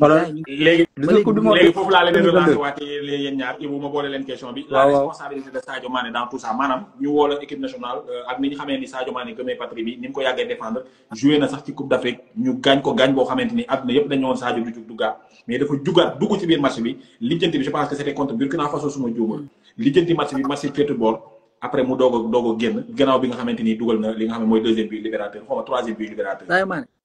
Sadio Mané man pour man comme Ibou foofu moom dama lay rejoindre quoi benn côté nga fubal dafa ingrat moom il doit se mettre dans sa tête que ni fii amul kuñ dul critiquer fii boo jëloon li gën a cher ci monde bi suba boo xëyee ñëw defoo match gars yi supporters fii la ñuy taxaw wax lu leen neex parce que fubal mu toll foofu fubal nekkatuñ fii di la non amuñ ku ñuy xaar fii ku pare lañ àndal ku parewul gars yi ànduñoo ak yow fubal moo demee noonu jëlalal lu ne Cristiano Ronaldo amul lu mu jëlalul Portugal topp nañ ko fi am na benn période boo xamante lu ne lañ ko fi wax jël kan benn booy bu ndaw booy Manchester bi di ko teg si kawam parce que xam lan kooku mu ngi lijjanti seen match yi football moo toll foofu dafa am période yoo xam ne boo fa tollee man pour man da ngay reculer pour mieux sauter Sadio Mané li mu def nii il devait le faire depuis très très très très longtemps léegi nag ça ne veut pas dire que ne dafay bàyyi équipe bi na toog xoolaat bu xoolee ba affaire bi xam ne lii nii yëfam la dafa war a ñëwaat lii baax na si mu toog récupérer après bu waree ñëwaat mu ñëwaat après anyway quoi man loolu laa gis. mais kanta ay Sadio Mané dafa war a toog dafa war a may booy Sadio Mané tollagul fu mu may booy. pourtant fi nga daaneel di foofu laa waxee mooy gis nga absence am bi lu bénéfique la quel qu'en soit résultat yi équipe nationale nga jël xam nga 2022 coupe du monde 2022 lañ def erreur bu rëy. ci naka la bénéficier d'abord balaa ngaa xam nga lii daf ñu war a mën a permettre ñu réparer li xew coupe du monde 2022 je vais m'expliquer. coupe du monde 2022 dañuy jub ci coupe du monde à 2 mois non à quelques jours Sadio Mané blessé. sunu entraîneur de l'époque Aliou Cissé bien vrai que mooy coach bu ñu jëlal coupe d'Afrique mais man je pense que il était très limité parce que xam nga on ne prépare pas une compétition suivant un joueur. moom dafa basé woon toute sa stratégie tactique sur Sadio Mané. parce que tey jii veille coupe du monde bi conférence de presse bu mu defoon ba mu jëmee jouer à Lorient. dañ na ko Sadio Mané absenté na mu ne bon c'est notre meilleur jour on sera pas la même équipe. Absolument, en conférence de presse. En conférence de presse, il l'avait dit. Va nous réduire. Un entraîneur de haut niveau doit un entraîneur de haut niveau doit s'adapter à la situation. Mais le cas au Maroc, intrinsèquement, sur le plan individuel, nous avons une meilleure équipe que Maroc. Mais c'était une bloc équipe très soudée. Nous avons en demi-finale, éliminé Espagne, éliminé Portugal. Mais loolu moo ñu dab ba ñu des ak Angleterre parce que tey jii on n'avait pas de solution offensive c'est-à-dire certes sa meilleur joueur blessé na mais amoon loolu la comme arme c'est-à-dire préparer ñu amuloon benn stratégie tactique boo xamante ni pour mën a jumloo suñuy adversaire lépp dañ ko miser woon sur les exploits individuels de Sadio Mané mais loolu moo plombé suñu coupe du monde 2022. Ibou kan nga gis ne que mën na porter équipe bi ni ko Sadio porter nii. man je dirais pas porter équipe. mais construire un collectif fort gis nga kaw PSG bii nii. xam nga lu tax ma poser la question boobu Ibou je vais un peu m'imprégner dans le débat lu tax ma wax la loolu Sénégal dafa am benn problème boo xamante ñun dañ ko yàgg am ci suñu football. en général on compte plus sur les individualités que sur l'action collective. moo wax la ko benn affaire suñu football dañ ko mës a construire ci loolu. benn yoon lañ mës a am équipe boo xamante ni collectif bi moo daan def différence ñu am benn koo xamante ni il faisait la différence avec les exploits individuels muy El Hadji Ousseynou Diouf en 2001 2002 mais leneen li si des ci équipe yëpp football collectif la doon. défense bi daf daan ñafe carrément jël récupérer jox militaire yi tas ñi nga xamante ni ñoom ñooy sunu séddalekat yi Khalilou Fadiga fii nii nga xamante ni su ko neexee day sànni ci Henry wala mu sànni ci El Hadji gars yi def ay exploits individuels ñu dem dugali ji mais actuellement nii sunu équipe bi ñun ni ñuy doxee parfois pour ñu def benn football collectif bu jaar yoon une-deux dugal def tiroir génnee def passe profondeur indiwaat football carrément nii ñun loolu dañ ko manqué en général on compte beaucoup sur les exploits individuels te actuellement nii comme ni ko coach Abe waxee sunu leader technique actuellement nii bi fii Sadio Mané féete équipe bi donte actuellement nii amatul li nga xamante ni moom mooy lim amoon carrément ci capacité yépp mais li muy représenté ci équipe bi il faut nga am benn leader boo xamante ni xawas na koo jege wala boog xaw na koo sax toll pour que mu mën a porter équipe bi ci lu demee noonu nga xam ne maanaam boo jaaxlee dañ naan nañ football ci kii mu organiser acte bi organiser je parle d'organisation merci beaucoup maanaam fu am na foofu match bi di toll dafay soxla koo xamante ni day nekk benn genre relayeur organiser match bi bàyyi match bi yëpp pesé wu ci kawam muy dem di récupérer bal bi di relayer bal yi Gana Gueye parfois il le fait mais dafa xaw a manqué caractère bi Sadio Mané am beneen bi di topp mooy ñi nga xamante ni dañuy jàkkaarloog ñoom dañuy bàyyee xel Sadio Mané bokkut ak bàyyeewuñ ko xel benn joueur buy football ci équipe nationale maanaam équipe bu ñu doon dajal suñ ne dañuy football ak ñoom sans Sadio Mané dañuy gën a sant kon côté boobu laa lay relancer nga yóbbaale loolu fi nga doon nekk. gis nga docteur tu sais que lan moo def la force des grosses élections ces dernières années mooy l'ossature gis nga tey jii man dama jàpp ni on peut s'en passer de ça parce que tey jii au moins am nga benn ossature des joueurs yoo xamante ne formés par génération foot des Pape Matar Sarr Lamine Camara y a Krépin Diatta des joueurs yoo xamante ne au minimum depuis 4 ou 5 ans ñu ngi football ensemble depuis les petites catégories mais loolu yow Sénégal dafa am benn base boo xamante ne Afrique équipe yu bëri amuñu ko man gëmuma individualité trop parce que tey jii dama lay delloo si kaw Guardiola bu muy ñëw en 2009 ñan ñoo nekkoon les meilleurs joueurs du Barça jëlee ci Paris Ronaldinho bi rek Paris bii nii rek Paris jël Ligue des Champions ñëw ci Paris man dama lay andi l'époque contemporaine du football laa lay andi sa année yu mujj ci football tey jii Guardiola bu muy ñëw en 2009 dana Ronaldinho Deco Eto'o out hors de mon équipe gars yi ne ko xanaa da ngaa dof mooy damay créer benn monstre collectif ba mu ñëwee triple la def kenn triple sax la def Luis Enrique mi daaw il y a 2 ans ñan ñoo fi nekkoon Mbappé Messi Neymar ba daaw Mbappé fi nekk gars yi dem Mbappé dem Real ñu ne ko non Paris Saint-Germain le projet va disparaître mu ne le PSG va devenir beaucoup plus fort sans Mbappé absolument dafa ñëw construire une force collective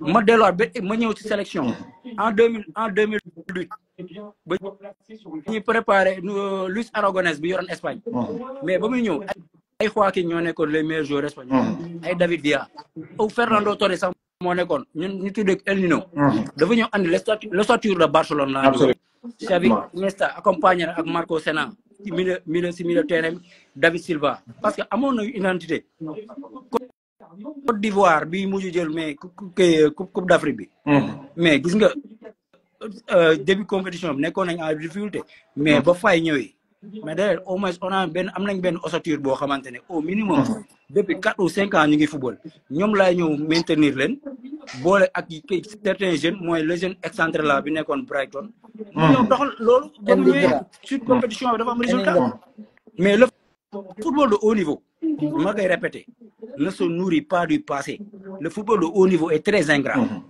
tey mënoo bâtir une équipe tu dois être fort sur le plan continental et international avec du vieux c'est pas ingrat foofu dama lay doog foofu Khadim Sall wax na lu am solo est-ce que du loolu noonu parce que xam nañ ne que ñun suñu joueurs yi ñuy sélectionné mën nañ football léegi naka la ñuy def ba créer collectif boobu noonu ci biir kii bi jeu bi cohérent jeu bi am li nga xamante ni maanaam mooy mu ratax quoi mu glissant ba nga xamante ni maanaam duñu am problème mu casser les lignes jékki-jékki jël bal bi wala ñu jékki-jékki créer jeu boo xamante ni dafay glissant quoi ba nga xamante dafay ratax. loolu xam nga loolu lan la.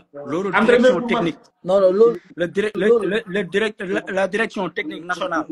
mooy liggéey ci loolu. mooy benn projet sportif. mais tey jii Mayacine Mar man pour man il doit être démis de ses fonctions mais loolu kat yàgg na buñ ko waree daal 15 ans amul identité. waaw Ibou mayoo ma libéré Mohamed comme dogay doog a ñëw yaakaar naa rek yaa ngi doog a wàcc da ngaa teg sa valise rek ma ruugal a dugal la ci laaj bi ma bàyyi la nga tàggoo ba daaneel ak Ibou ak ki nga xamante ni moom mooy Alain maa ngi nuyu nag ton ami ton frère dina reconnaître boppam di ko nuyu bu baax a baax a baax. waaw man moom fi Ibou wax noonu rek foofu laay waxee. mon ami catalan comme cadre comme tey Sénégal bu bëggoon am équipe boo xamante ni équipe bu compacte la.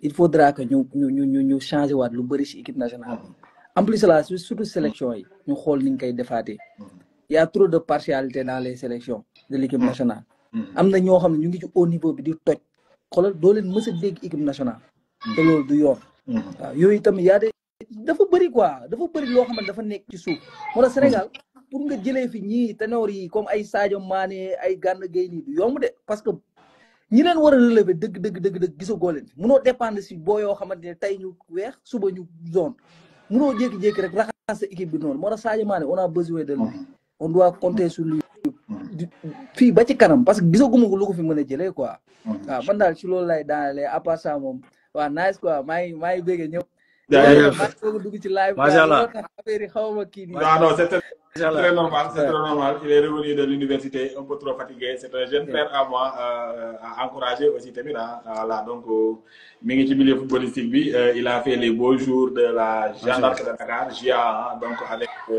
comment ça s'appelle encore le coach comment encore de GIA, donc c'est un des familles SAR là, donc, bi ki koy di yor mi ngi fa woon donc blessure moom moo tax eggalewul donc comme football bi mu ngi noonu dellul université dem jàng lu wees macha allah voilà donc côté boobu yow yaa ngi woon fu baax grand allé après ñu bàyyi la nga nuyoo tey nag football la ñuy waxtaanee ñu xam ba xam ni ngeen xamee lamb mais ngeen ko football yow yaa ngi doog a laal li ma bëgg yaa ngi doog a laal li ma bëgg gis nga Aziz dañuy débat ci football ay journée Badara Sarr merci beaucoup Mohamed Aziz journaliste dañuy débat football ay journée yaa ngi doog a laal li ma bëgg moo ma gënal fukki yoon lamb ok mais damay rebondir ci seen discussion sànq bi gis nga équipe Sénégal ah ñun on a parfois le complexe des noms te gis nga football dañuy ne football xale dafa fekk ñun dañuy toll benn instant boo xam ne xam nga équipe bàyyi ci mag baax na tout le temps doo jël mag yi dàq mais am na affaire yoo xam ne tu es obligé de le renouveler gis nga tey débat Sadio Mané gars yi ñu ngi koy débat Sadio dafa war a bàyyi Sadio warul bàyyi Sadio waratul football 90 minutes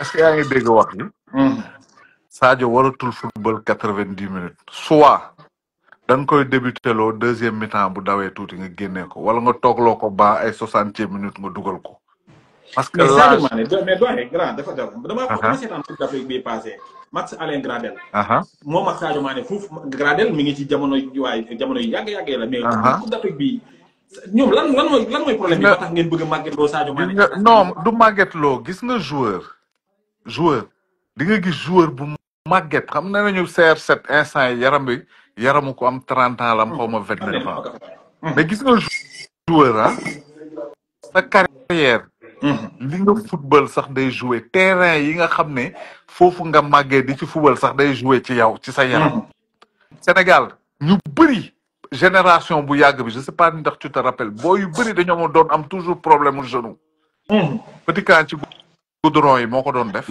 absolument tey Gradel France la màggee ça veut dire c'est quelqu'un peut-être que même bu amee yenn blessures yi ça a été mieux traité dans sa jeunesse te am na xeetu blessure yoo xam ne boo ko amee tu ne reviens jamais au top loolu yëpp dafa am problème voilà am na blessure yoo xam boo ko amee tu ne reviens jamais au top Sadio il est encore utile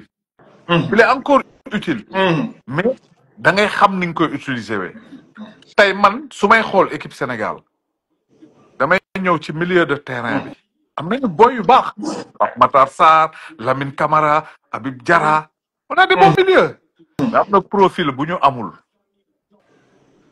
te boo leen seetloo ba mu fi wàññee ñëw ba léegi dañu am problème Nampalys booy yëpp kenn mënu ko remplacer te la muy def ci équipe booy yëpp kenn du ko ci def football bu différent lay football suñu défense capitaine guerrier la il est bon mais dafa diis léegi pourtant mi ngi def la nécessaire de non mais xam nga tamit gis nga tey ñu bëgg ko ñu bañ ko mooy Koulibaly mi ngi def le nécessaire 10 barke lu muy 10 c'est notre seul joueur qui relance avec les deux pieds ba pare aussi tamit moom moo gën a mën a lire match bi te muy gën a daw sax ma lay expliquer benn affaire docteur dama lay wax xoola détail bu simple gis nga benn instant gis nga ñoom Koulibaly benn instant bu fekkee tant que ñu ngi fi défense poste bu délicat la mais tant que ñu ngi fi ngay basé wu ci ñoom te ñu ngi 10 à un moment donné l'âge du caaxaan ngay basé wu ci ñoom rek am na expérience boo xam ne am na yeneen booy yu ko waroon yu mën te instant bi la ñuy commencé tabax ak ñoom. dinaa la jox benn exemple. Moustapha Mbow bu Paris FC. 2 ans ngi nii meilleur défenseur de Ligue 2. li muy football amul défenseur sénégalais buy jouer autant de matchs ça n'existe pas. et pourtant dañ fi doon woo ñoom Formose boobu ñu ngi remplaçant. duñ ko woo musuñ ko woo sélection. sélection ce n'est pas rassembler des grands noms. tëjee sa micro. sélection c'est créer une alchimie avec des joueurs.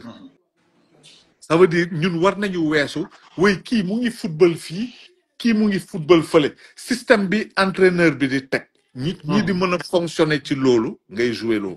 Côte d'Ivoire tey booy xool seen match yu mujj yi am na booy yu titulaire te xoolal siiwuñu yenn siiw yi. am ñu siiw ñu leen di teg ci banc bi. absolument. ñun lu bëri dañ ko war a xoolaat c'est pas parce que tey par exemple man dama lay wax Jackson mu ngi Chelsea.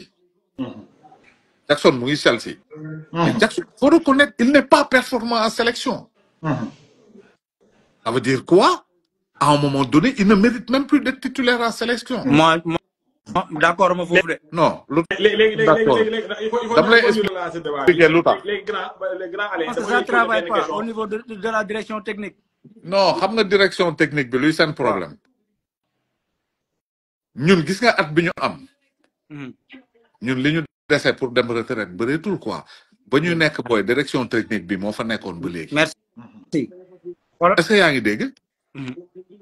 le grand dafa am travail gis nga am na ay dama lay jox benn exemple France France am na naaxu joueur yoo xam ne. fii nii ci dëkk bi ay sénégalais ñu ca Sénégal xamuñu ko sax. ay naaxu joueur yoo xam ne ñu ngi football Ligue 1 ay sénégalais lañ te waa Sénégal sax xamuñu ne booy yi ay sénégalais lañ.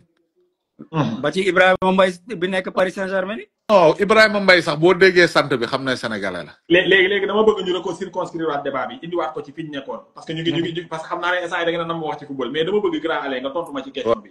dama bëgg nga ñëw ci absence su sélection bi ci Sadio Mané lan moo tax ñëwul selon vous. non pour man li ma gëm. Sadio c'est un patriote. Sadio def na lu ne ci sélection bi. man gëm naa ne dafa am loo xam ne c'est personnel looloo tax demul sélection. mais li personnel noonu li personnel est-ce que bu ko expliqué wul nit ñi duñ ko jàppee comme ni ko Pape Thiaw xaw a waxee aussi. peut-être que Souley peut-être que am na yoo xam ne tu n'as pas xam nga Sadio ak lu ñu munti wax c'est quelqu'un de discret. bu leen fàtte ñun dañu am benn ancienne génération boo xam ne boo yu bees yi ils ont beaucoup pris exemple sur ñoom si mode de vie.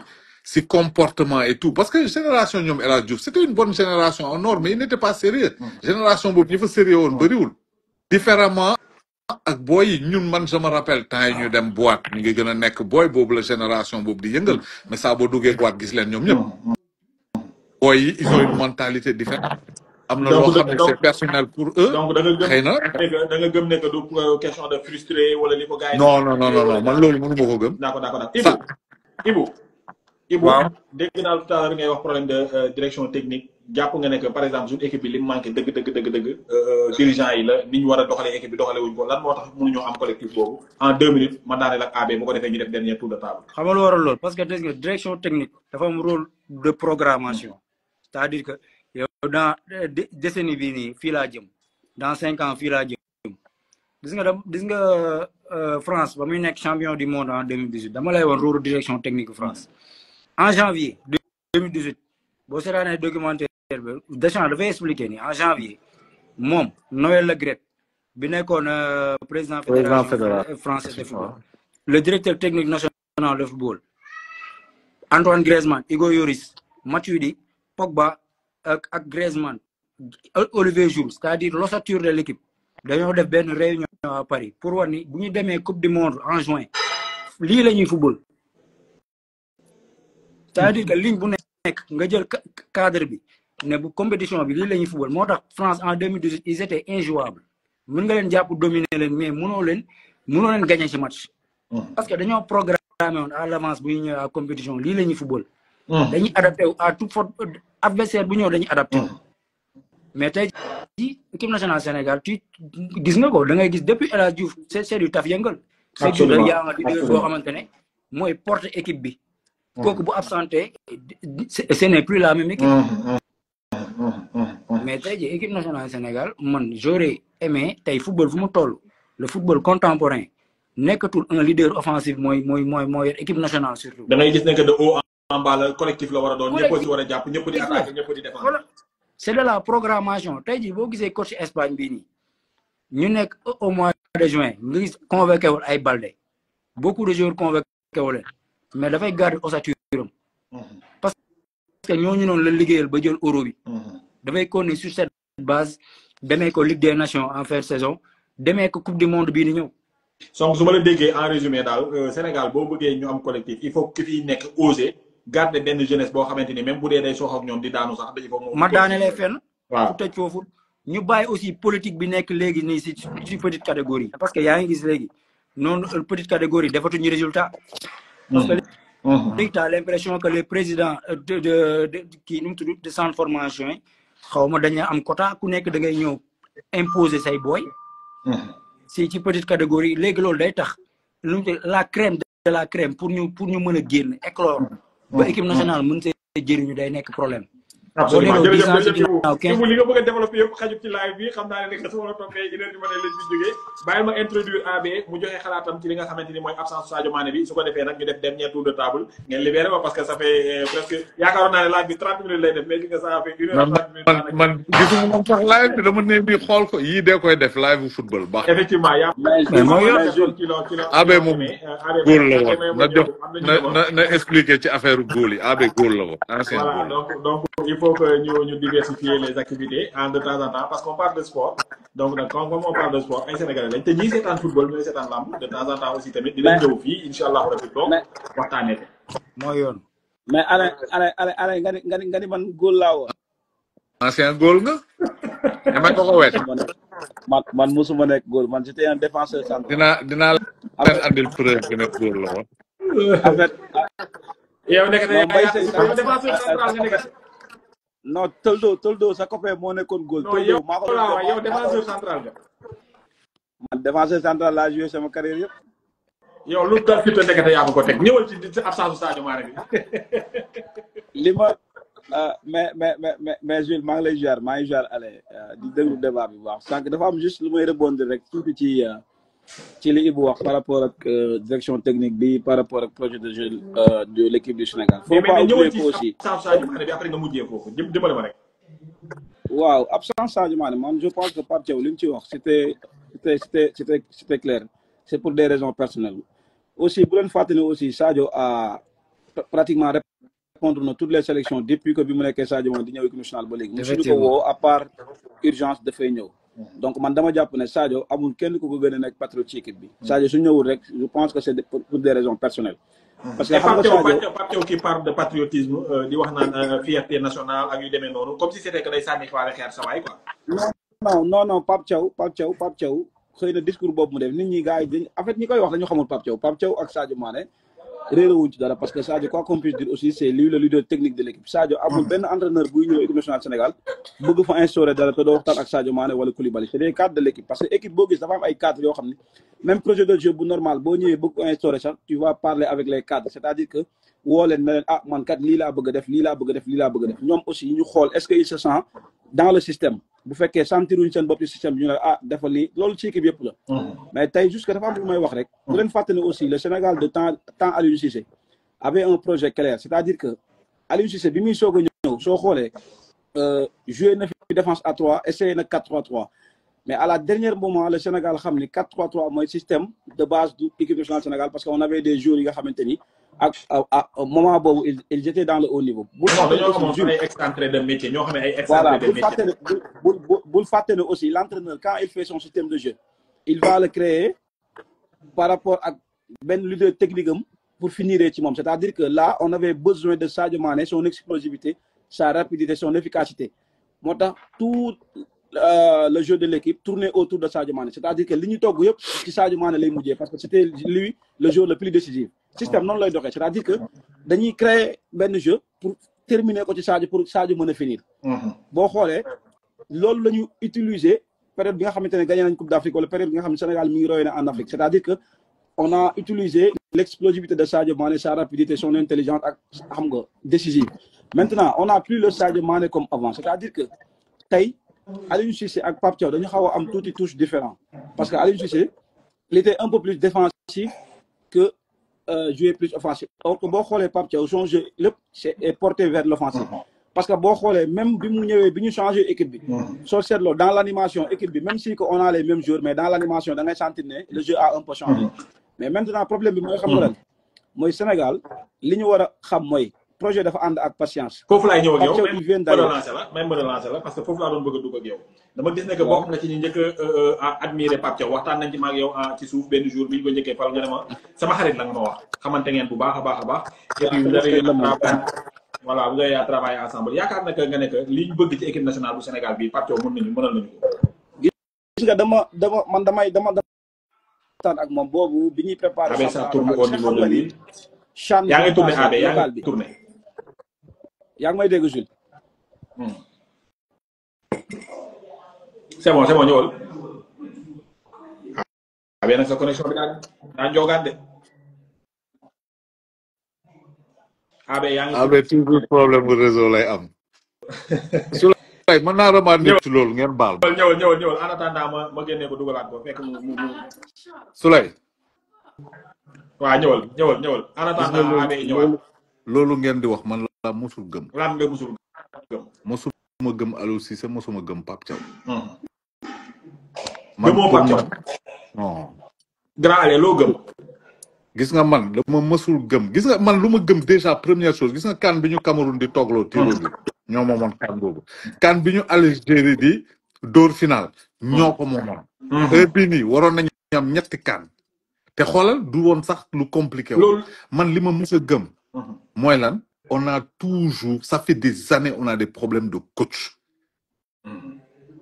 gis nga sénégalais dañu dem ba benn instant dafa mel ni nanguwuñu évidence comme quoi suñu gis nga organisation bi boo jëlee fédération bi ba yegg si ba ci entraîneur bi pour man lépp ay kolo-kolo la.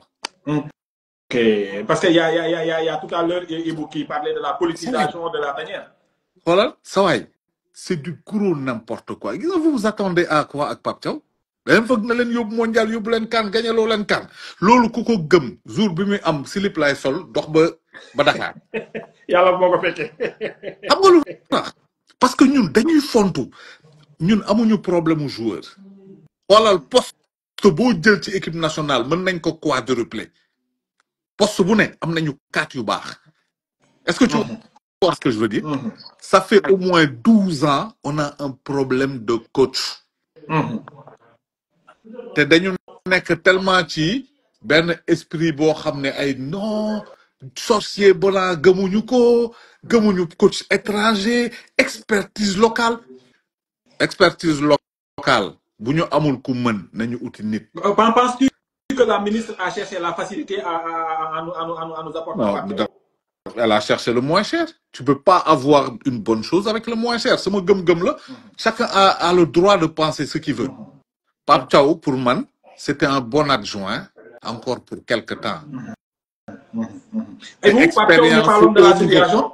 Pape Thiaw amul expérience au niveau en tant que footballeur. amu ko en tant qu'entraîneur. C'est une réalité qui est là. Vraiment, Pape Thiaw ne faisait pas vraiment l'unanimité. defu fi carrière. defu carrière au football. en tant qu'entraîneur c'est la même chose. loolu yëpp foo ko résumer c'est de la politisation. parce que ñun boo xoolee. xoolal man je te mets au défi da ngay xool benn affaire nga jël équipe yi gën a baax Afrique nga tànnal leen ku ne 40 joueurs. Maroc bi nga xam ne dafa tar sax équipe bu baax la. bu génnee 40 ñu génnee 40 suñu 40 ñooy gën seen 40. ça veut dire que nous notre problème. non daa am lu ma ko bëgg a dolli. faut pas oublier que aussi Aliou Cissé lorsqu'il était l'entraîneur bi ñu koy nominé entraîneur du Sénégal c'était l'adjoint de Karim Séga il n'a jamais gagné ni un trophée te Pape Thiaw au moins il a réussi à gagner une CHAN c'est-à-dire que li ma bëgg nga comprendre mooy Pape Thiaw Aliou Cissé bi muy ñëw di indi ay génération Sadio Mané Cheikhou Kouyaté Zarko Touré suñu génération boobu après les Jeux olympiques Aliou Cissé était l'adjoint de Karim Séga mooy bi ñu jógee Jeux olympiques bi tu te rappelles Jules xam nga bi ñu ñëwee ci lañ ko jox Sadio Mané ci lañ ko jox équipe nationale Sénégal ñoom parce que c'est Aliou Cissé qui a amené la génération de Sadio Mané. d'accord ma ak yow d'accord ma ak yow. déedéet defal ndànk defal abe xam nga yaa ma dagg léegi dañ may dégg déglul si xoolal Souley da ngay déglu ak xel moom mu ne Aliou Cissé moo andi ñoom Sadio Mané Zargo Touré ñooñu suñuy félicité ñi leen ñi liggéey ñooñu club de formation xoolal Pape Ndiaye soirée suñuy félicité boobu on a rien à féliciter à Aliou Cissé bu ñuy félicité centre formation yi leen formé jamono jooju ay jàmbaar génération foot ñooñu la ñuy félicité booy yooyu ñëw fël la commencé nekk xaar attends explique xam nga fi ma lay expliquer lan la. nga wax ne Pape Thiaw amul expérience. ni non expérience déglul ma expliquer la Aliou Cissé. waa léegi dama lay poser benn question. mais il faut ñu dégloo abe déglu ma Aliou Cissé Aliou Cissé biñ koy fal. il a mis combien d'années à gagner une CAN? Il a mis combien d'années à gagner une CAN? Combien d'échecs? Génération bi gagné CAN bi bu ñu la jëloon yow mii nga dem coacher leen CAN ba da nga koy gagné. C'est une très bonne génération. Souley xam nga dafa am affaire bu ñuy fàtte tout le temps. Le Sénégal c'est 18 millions d'habitants. ah oui ëpp nañ ko léegi sax. voilà 18 millions. Nigéria ay 120 millions lañu. te 18 millions yi diñ ci génne qualité boo xam ne keneen amu ko fi. ah bien sûr Sadio Mané est le meilleur de l'Afrique. voilà problème bi ñu am mooy ñun dañu dëgër bopp on s'obstine dans des trucs yoo xam ne yàlla mënu la may lépp may nañu joueur. góol mën nga si génne 6 yu baax.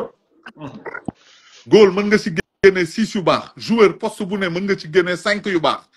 mais yàlla may ñu mën a entraîner. il faut d'accord.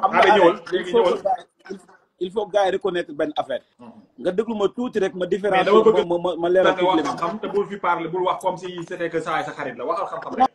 non man waxuma sax waxu Pape Thiaw c'est-à-dire que li ma bëgg faire comprendre à Alain mooy dama ne ko sànq dafa wax ne Pape Thiaw il n'a pas l'expérience en tant que footballistique bi muy football en tant qu'entraîneur ma xamal ko ne ko Aliou Cissé bi muy ñëw au niveau de l'équipe nationale du Sénégal en tant qu'entraîneur biñ koy jox génération bi muy indi ay génération ñoom Sadio Mané adjoint Karim Ségalone biñ jógee Jeux olympiques ci lañ ko jox équipe bi. il n'avait pas l'expérience. tu peux comparer la carrière des deux joueurs. non da nga may déglu nag maa ngi ñëw. dama la bëgg a xam ne la mais yaa ngi comparer ñaar ñoo xam ne bokkuñu sax carrière du football. waa déglu ma rek. tu peux être un très bon joueur mais ne pas être un bon entraîneur c'est-à-dire que. c'est deux choses différentes. Pape Thiaw il a son UEFA A. nekk champion d'Afrique ba pare ñëw ñu jox ko équipe nationale du Sénégal bi muy moom au moins am na un trophée continental avant que muy nekk le sélectionneur du Sénégal. or que Aliou Cissé moment bi muy ñëw 0 trophée continental 0 trophée te pourtant il était l'entraîneur de l'équipe mais juste on l'a déjà accordé du temps may ko de la patience créer benn génération boo xam ni génne na ci champion d'Afrique. donc problème bi mooy moom bi mu ñëwee indi na touche personnelle am c'est-à-dire que ñëw indi na génération bu bees. mooy ñoom Sadio Kouyaté Pape Ndiaye soirée génération boobu xam nga ñëw dem ak ñoom presque 3 CAN. def benn quart de finale 2 demi-finales ñu gagné ko après mu ñëw def 2 finales. c'est-à-dire que juste li ma gars yi faire comprendre mooy génération aussi du ñëw rek da ngay ñëw rek changer lépp xam nga souvent équipe nationale Sénégal da ngay dégg ñu naan dañuy changer génération gis nga l'équipe qui a été championne d'Afrique juste comparé ko équipe bi ñaata joueurs ñoo doon jouer matuñu 3. ok te kii que l'équipe mi ngi changé nak mais tey un parti buy soog a ñëw ñu nem ko en entraîneur. may ñu toj benn affaire xam nga man lan moo ma métti Souley xam lu ma métti. man ak Abe mënuñu déggoo tu sais pourquoi parce que bokkuñu ay ambition ci sama xalaatu bopp. Sénégal toll na waaw may ma rek Sénégal toll na niveau de formation ak am joueur yi nga xam ne amuñu jot di kolo wala di maye temps ñun on doit chercher l'excellence xam nga luy l'excellence mënuñu am Afrique amul équipe boo xam ne da nga koy teg 22 mu gën lañu. absolument. est-ce que comprendre nga. mooy maanaam waruñu nekk fii di tâtonner waruñu nekk fii di joxe ay temps waruñu nekk fii di xaar dara. parce que lii gën a garaaw. matière grise bi am nañ ko. non mais est-ce que sax Sénégal il a le droit nekkati fi naan damay attends Abe est-ce que Sénégal am na droit nekkati fi naan ay damay defaraat ay damay nangam vu fi ñu koy xaar. waa Jules xoolal les statistiques de Pape Thiaw depuis qu'il est xam nga sous la tête du sélection bi mu ñëwee ba léegi benn match nul la am li des yëpp il l'a gagné te pourtant équipe bi ci situation mu nekk mais Aliou Cissé moo ko fi def dem bàyyi ko fi tey bu ñu naan équipe bi dina qualifier du qualifier mais c'est grâce à Aliou Cissé parce que moo fi def 2 matchs nuls yoo xam ni on a fait un match nul avec la RDC fii loolu moo ñu indil problème yi mais c'est-à-dire que tey patience bi ñu am ci Aliou Cissé Pape Thiaw il vient juste d'arriver il faut que ñu may ko mu instaurer son projet de jeu man gëm naa ne Pape Thiaw il a un bon projet de jeu parce que moom son jeu est porté sur l'offensive contrairement à Aliou Cissé problème bi mooy équipe nationale Sénégal on a des joueurs yi nga xamante ni tey il faut que ñu am un entraîneur boo xam ni son jeu doit porter sur l'offensive et que Pape Thiaw système d'entraîneur boobu la c'est-à-dire que moom il est plus sur l'offensive que sur la vocation défensive or que Aliou Cissé boo xoolee jeu am yëpp tey day am difficulté sax produire du bon jeu moom Pape Thiaw moom ay camp la doon gën a assurer quoi non comprendre naa ngay waxee et puis loolu aussi tamit quoi qu'on puisse dire il faut admettre que ne gis nañ un peu plus de jeu de la part de Pape Thiaw que de Aliou Cissé au moins loolu aussi tamit il faut ñu constater ko quoi. mais Jules je te pose une question matchu Pape Thiaw yi est-ce que yow tu te satisfais du jeu. non. Pape Thiaw c'est le premier jël Crépin def ko latéral gauche boo xam ne kenn mosu ko comprendre. te xam nañu ne c'est un typique droitier mënul football gauche ñu koy wax muy ne Monaco dafay football yenn saay gauche je vais voir ce match là parce que seet naa ko ba sonn gisuma ko. tu vois ce que je veux dire. waaw ñun mënuñu am réservoir joueur bu toll nii ba pare di tâtonner ci poste ñuy jouer loo nit yi. jërëjëf léegi grand Alain may leen ma introduire Mercedes. voilà vas-y. maa ngi nuyu di la jox sa wàccaay. maa ngi nii sama gars yi mais pourtant Alain nag li mu wax nag amul lenn lu mu ci mën a teg ba Alain 100% li mu wax dëgg la Alain di ma ànd ak moom parce que bon en fait amateur dafa am. ak professionnel. Pape Thiaw peut-être entraîneur u GIA la wala entraîneur u AS Pikine yooyu. mais à un niveau équipe nationale il faut nga yóbbu ay ñun ñu mag ñun ñoo xam ne dañuy trouver ay idées. entraîneur yu trouver idée mais pas entraîneur yu trouver ay détails entraîneur c'est pas parce que bon toog nga ban wala ñun ni xam nañ ne rek non entraîneur da ngay am schéma da ngay build ban schéma wala ban playbook nga war a indi comme boo seetloo Allemagne li ñuy def mooy pression ci suuf espagnol yi tiki taka italien yi défense mur hollandais yi dañuy builder ci suuf anglais ay cross la ñuy football il faut mu nekk entraîneur yoo xam ne dañuy toll ci niveau yi nga xam ne da ngay ut joueurs yu mel noonu comme ku mel ni comme tey jii boo soo utee équipe yoo xam ne dañuy football ci ay cross ok il faut nga am attaquant yoo xam ne aussi bal bi du leen romb latéral dañuy naaw parce que du ñu am ay latéral dañuy am ay joueurs de couloir comme ay Real ren amuñu koo xam ne mun na dagg cross yi boo seetloo espagnol yi ñoom du ñu am mbëkkkat ñoom ay balu suuf la ñuy mais Sénégal problème bi mooy mais Sénégal boo xoolee Maroc défense bu dur lay yor ngeen dem série mu gagné la loolu la indi ci coupe du monde mais Sénégal lan mooy identité am munoo daw 90 minutes 120 minutes dem série penalty yoroo ay dóorkat équipe boo ko ëppee doole nag ko dugal ko. mais match bi jeex Sénégal équipe bu amul tireur balle arrêté ci Sénégal rek Sénégal évolué na amul tireur balle arrêté. mais Souleymane après nga ñëw. équipe il faut que dama koy poser non xaaral maa ñëw xaaral maa ñëw dama la bëgg a poser xaaral maa ñëw dama guma équipe ak kër ñoo yam il faut que ñu am lu ñu ragal il faut que mu am ñoo xam ne équipe bi dañuy nekk ay coup de pied arrêté wala ay mbëkkkat wala ñoo xam ne dañuy contre comme brésiliens yi wala ñoo xam ne longue passe wala latéral joueur yi wala milieu terrain bi ñoo lay étouffé si kaw doo génnee bal bi il faut que équipe bi am lu mu mën wala buñ la mënee nga xam ban joueur ngay dugal kan ngay génnee ban couloir ngay fat mais entraîneur sénégalais yi amul kenn koo xam ne buñ ko jekkoo xam na ko équipe bi bu nekkee ci danger xam na ko.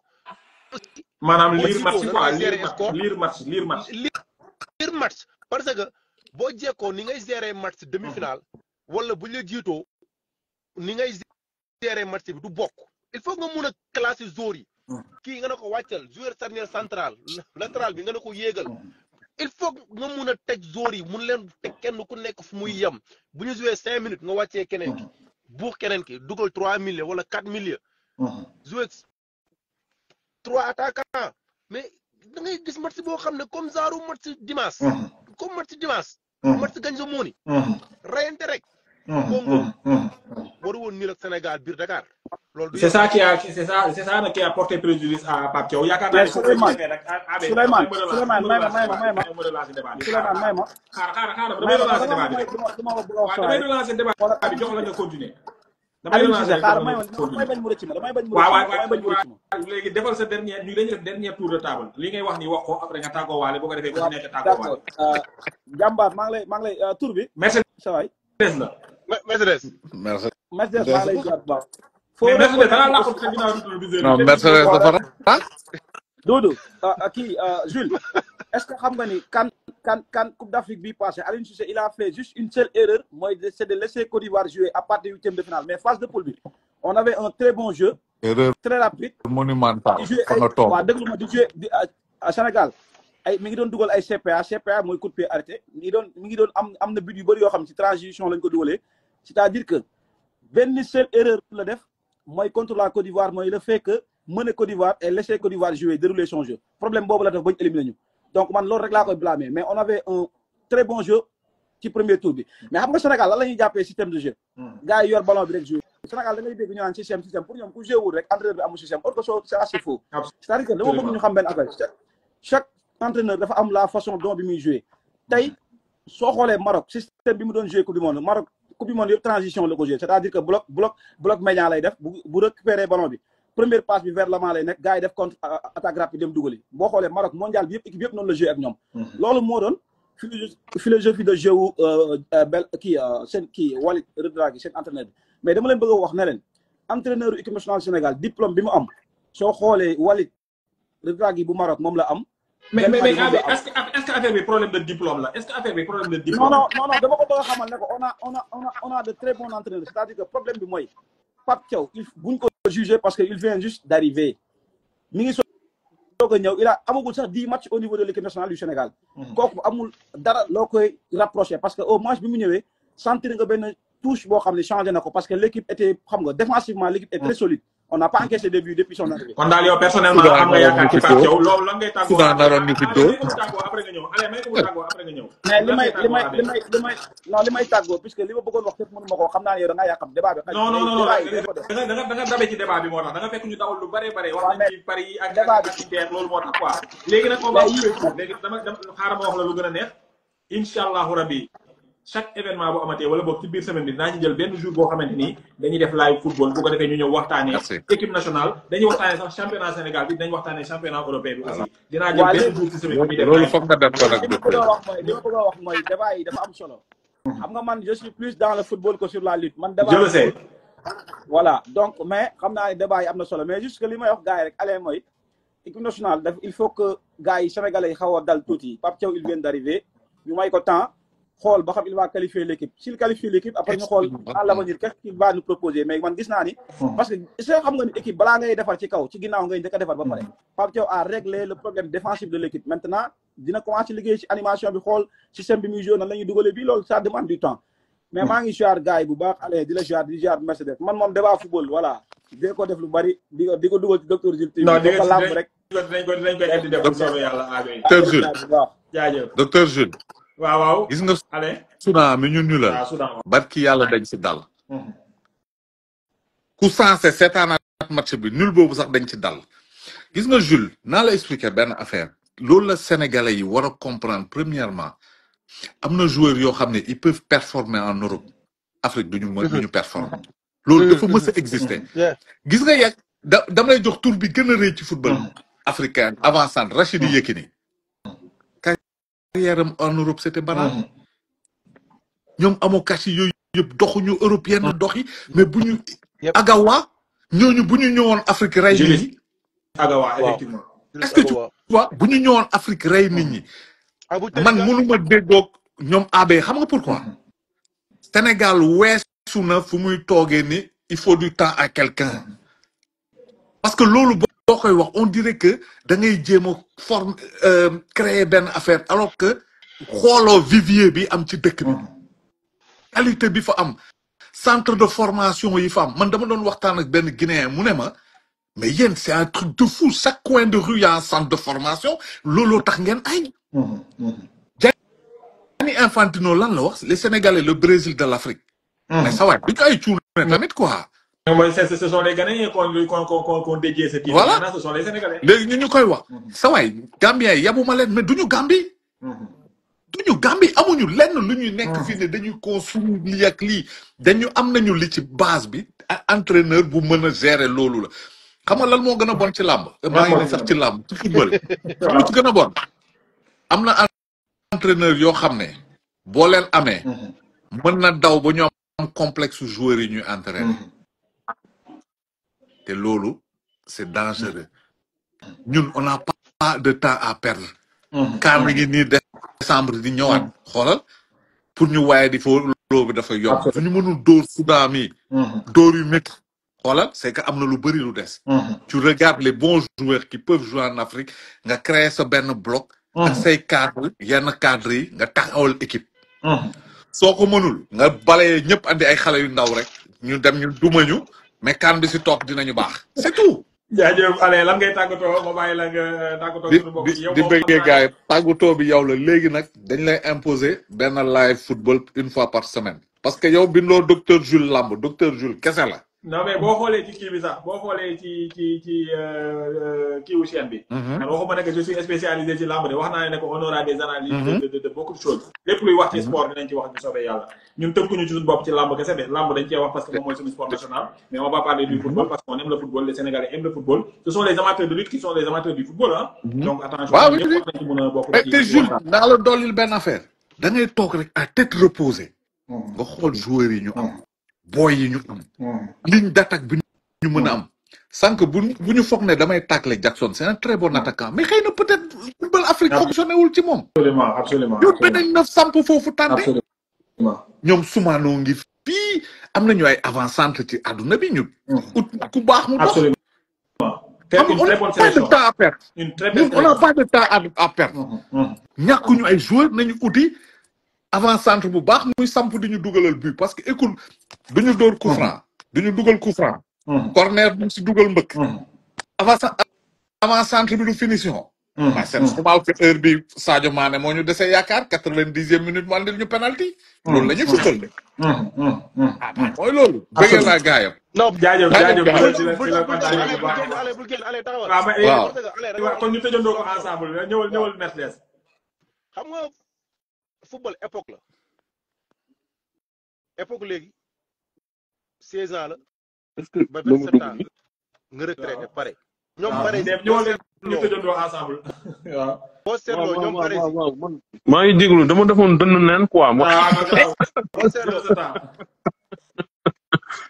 non mais franchement live bi neex na quoi j'ai suivi ça de bout en bout macha allah moom laa bëgg a defal kii léegi Mercedes daane lal maag def lamb diaspora ñooy lay mujjee poser question yes boo seetloo année 90 yi wala année 80 ay ñoom Baresi dañ daan football ay 39 ans 40 ans ñoom Zidane ñëw âge bi gën a wàññeeku ñoom Mbappé ñëw léegi boy yi ñoo ñëw ay Doué football époque la époque bi léegi da moor muy gën a wàcc da moor seen IQ di gën a high avant gars yi 27 ans nga commencé yéeg léegi 27 ans da nga koy am ñu ne màgget nga yaa ngi commencé retraité 29 ans nga bàyyi Sénégal bu ñu amee ay boy yu am 19 ans 18 ans 17 ans nañu focus si boy yooyu parce que boy yooyu ñoom ñoo yor 109 amaguñu blessure ñoom ñoo gën a nangu ñoom ñoo gën a mën a fournir surtout africain boo xam ne jabar da ko jiital ak dépense kooku mënul liggéey loo xam ne xel bi day dal jërëjëf nañu focus si boy yi nga xam ne nañ jéem a focus si boy yi nga xam ne ñi ngi France comme boy ñoom Habib Diarra wala boy yi nga xam ne ñoo ne Belgique yooyu 18 ans 14 ans 15 ans 16 ans ñu xool leen lu ñu leen di développé bañ leen dugal ci politique sénégalais bi jëm leen xool boy yi ni ñuy jëlee relève bi tey boo xoolee Doué Désiré Doué Lamine Yamal ay boy Pedri ay boy yu ndaw yooyu boy yooyu amul sax ku sam 22 ans nañu ñun tamit nañu jéem a tricher. xool xale yi ñu dimbali leen aussi dugaleen ci équipe nationale bi quoi. jërëjëf merci Dave Lamb Diaspora lay tàggoo parce que amateurs yi ñoo ko réclamé Dave dafa am ay questions yu ñu la fi posé moom laa la bëgg a laaj su ko defee nag nga tëjee ko live bi ci kàttanu yàlla am na ku la laaj lan mooy appel contre appel ci biir football.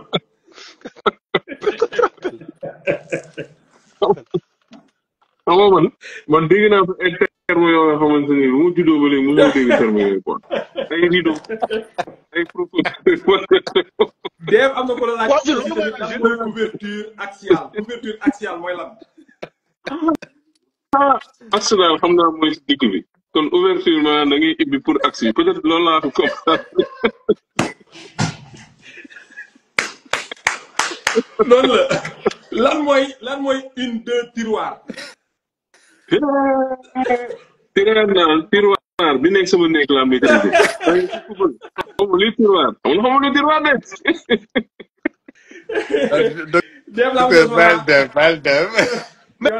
Dave basketteur la woon. lan ngay mujjee wax donc il faut dire que ne il y a une première fois en toute chose donc lii nii. essayé waaw dama la bëgg laaj. waaw lan mooy appel contre appel. Dave wax Dave tontu na ko. appel contre appel mooy soo ma passé bal ba ma passaat nga bal bi loolay appel contre appel. la jar lay def Dave may leen ma tontu Khadim Sall 14 nee na Alain Jackson coach bu xam ses points forts la amgul si équipe nationale bi. Jackson suñu match nul à Dakar contre Congo 90% yi fautam la. bien sûr il rate beaucoup. Il rate énormément te gis nga un avant-centre tu dois être un tueur. avant-centre dëgg tu dois être un tueur action da ngay gis avant-centre yoo xam ne Osimhen xam nga moo fi tax dugal amul wenante te boo ko xoolee nii ay duut ak yooyu mënu ko ci biir la mën. absolument avant-centre donc tu dois être un tueur te loolu la ñu soxla. am na solo Dave yaakaar naa ne que il y a une première chose une fois à toute chose c'est la première fois finale Ligue des champions oblige ñu ne woon nañ def benn live tey xool tester gars yi ci football xool ba xam mais gis nañ ne que gars yi nag suñu amateurs yi ñun ndekete football sax lañ gën a xam que làmb kon nag yaakaar naa ne que du ñàkk nul. Finale bi c'était nul. Final bi way da nga fekk ñu waxtaan ci final bi ba pare mais vraiment macha allah dinañ wax naa ko tout à l'heure chaîne bi du pour lamb kese bi ma koy créer wala boobu bi ñu koy créer lamb taxul woon c'est juste que ci lamb nag lañ ñu gën a xam mais on va parler de beaucoup de choses gis ngeen parfois Dave il part dem ci plage yi parfois jëlal leen yenn kii gis naa waa diaspora yi def ci ay commentaires yu am solo nee nañu Dave yaa ngi ñu dundaloo waat encore une fois Afrique donte ñun ñu ngi bitim réew te loolu am solo. maa ngi waajal benn reportage ci tabaski bi sax dem ci dara dem on va parler de tout et de rien inchallah lépp lu intéressé adduna bi rek inchallah rabbi dinañ ci wax li ci intéressé amateurs yi li leen ci intéressé ñoom ñu seetaan ko leen ñi nga xam ne lamb rek moo leen intéressé tamit on va continuer à faire du lamb parce que lamb nag mooy suñu sport favori ñun ñi nga xamante ni Dave looy tàggoo bu ko defee ñu daal di tëj benn yoon. waaw vraiment j'ai découvert une autre facette ci gars yu bëri ñoom Alain Ibou moom xamoon naa ne c'était un passionné de foot ça je le savais parce que des fois dañuy waxtaan ci suuf et je sais que moom ku xam football le docteur yow it n'est-ce pas di Kabila di ko remercier bu baax ku lim tam nga fàtte ñoom coach AB Mercedes namoon nañ ko ci live bi léegi moom c'est quelque chose moo nga xamante ni lu li ma gën a neex sax mooy passion bi am ci làmb ndekete même passion boobu moo am ci football parce que maa ngi gis gars yi wax si làmb ak a metti wax ci football moo ëpp jàmm kenn du la xas.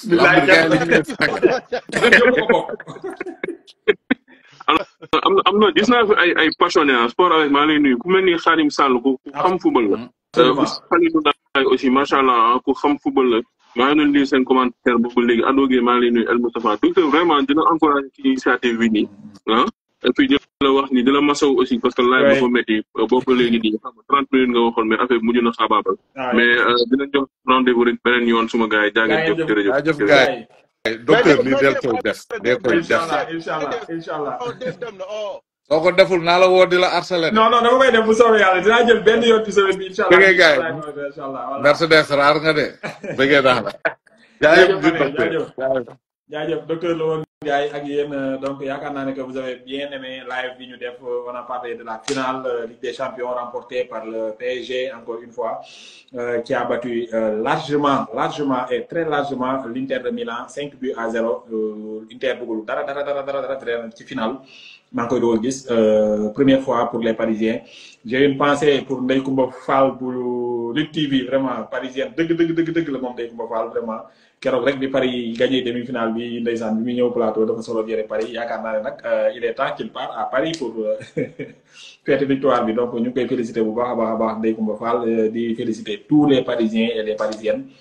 La France a gagné aujourd'hui tey français yi seen reportage sax tey tuuti ma dem jàppi ceenu naar yi parce que Canal Plus da nga naan ma reportage lay déglu wala lan lay déglu comme taw jamono yi waa ji nu mu tuddee sax Abdoulaye Fofana defe naa sekk la mi muy reporté Sénégal da ngay xam ne kii reporté wu day supporté voilà donc final bi c'était bien dominé par ki nga xamante ni moom mooy Paris parce que aussi tamit moo ëppoon doole du début jusqu'à la fin amul Inter indiwul benn répondant occasion yi France sax dese nañ ko am benn wala ñaar lay doon tir cadré presque 0 donc nag quoi qu'on puisse dire le meilleur a gagné et le meilleur a été Paris di leen remercier bu baax di wax ne que live bi incha allah dinañ koy faral di def de temps en temps parce que gars yi aussi tamit ay passionnés de foot lañ di leen nuyu bu baax di leen jox seen wàccuwaay docteur Jules la woon Ndéb Lam Diaspora dem naa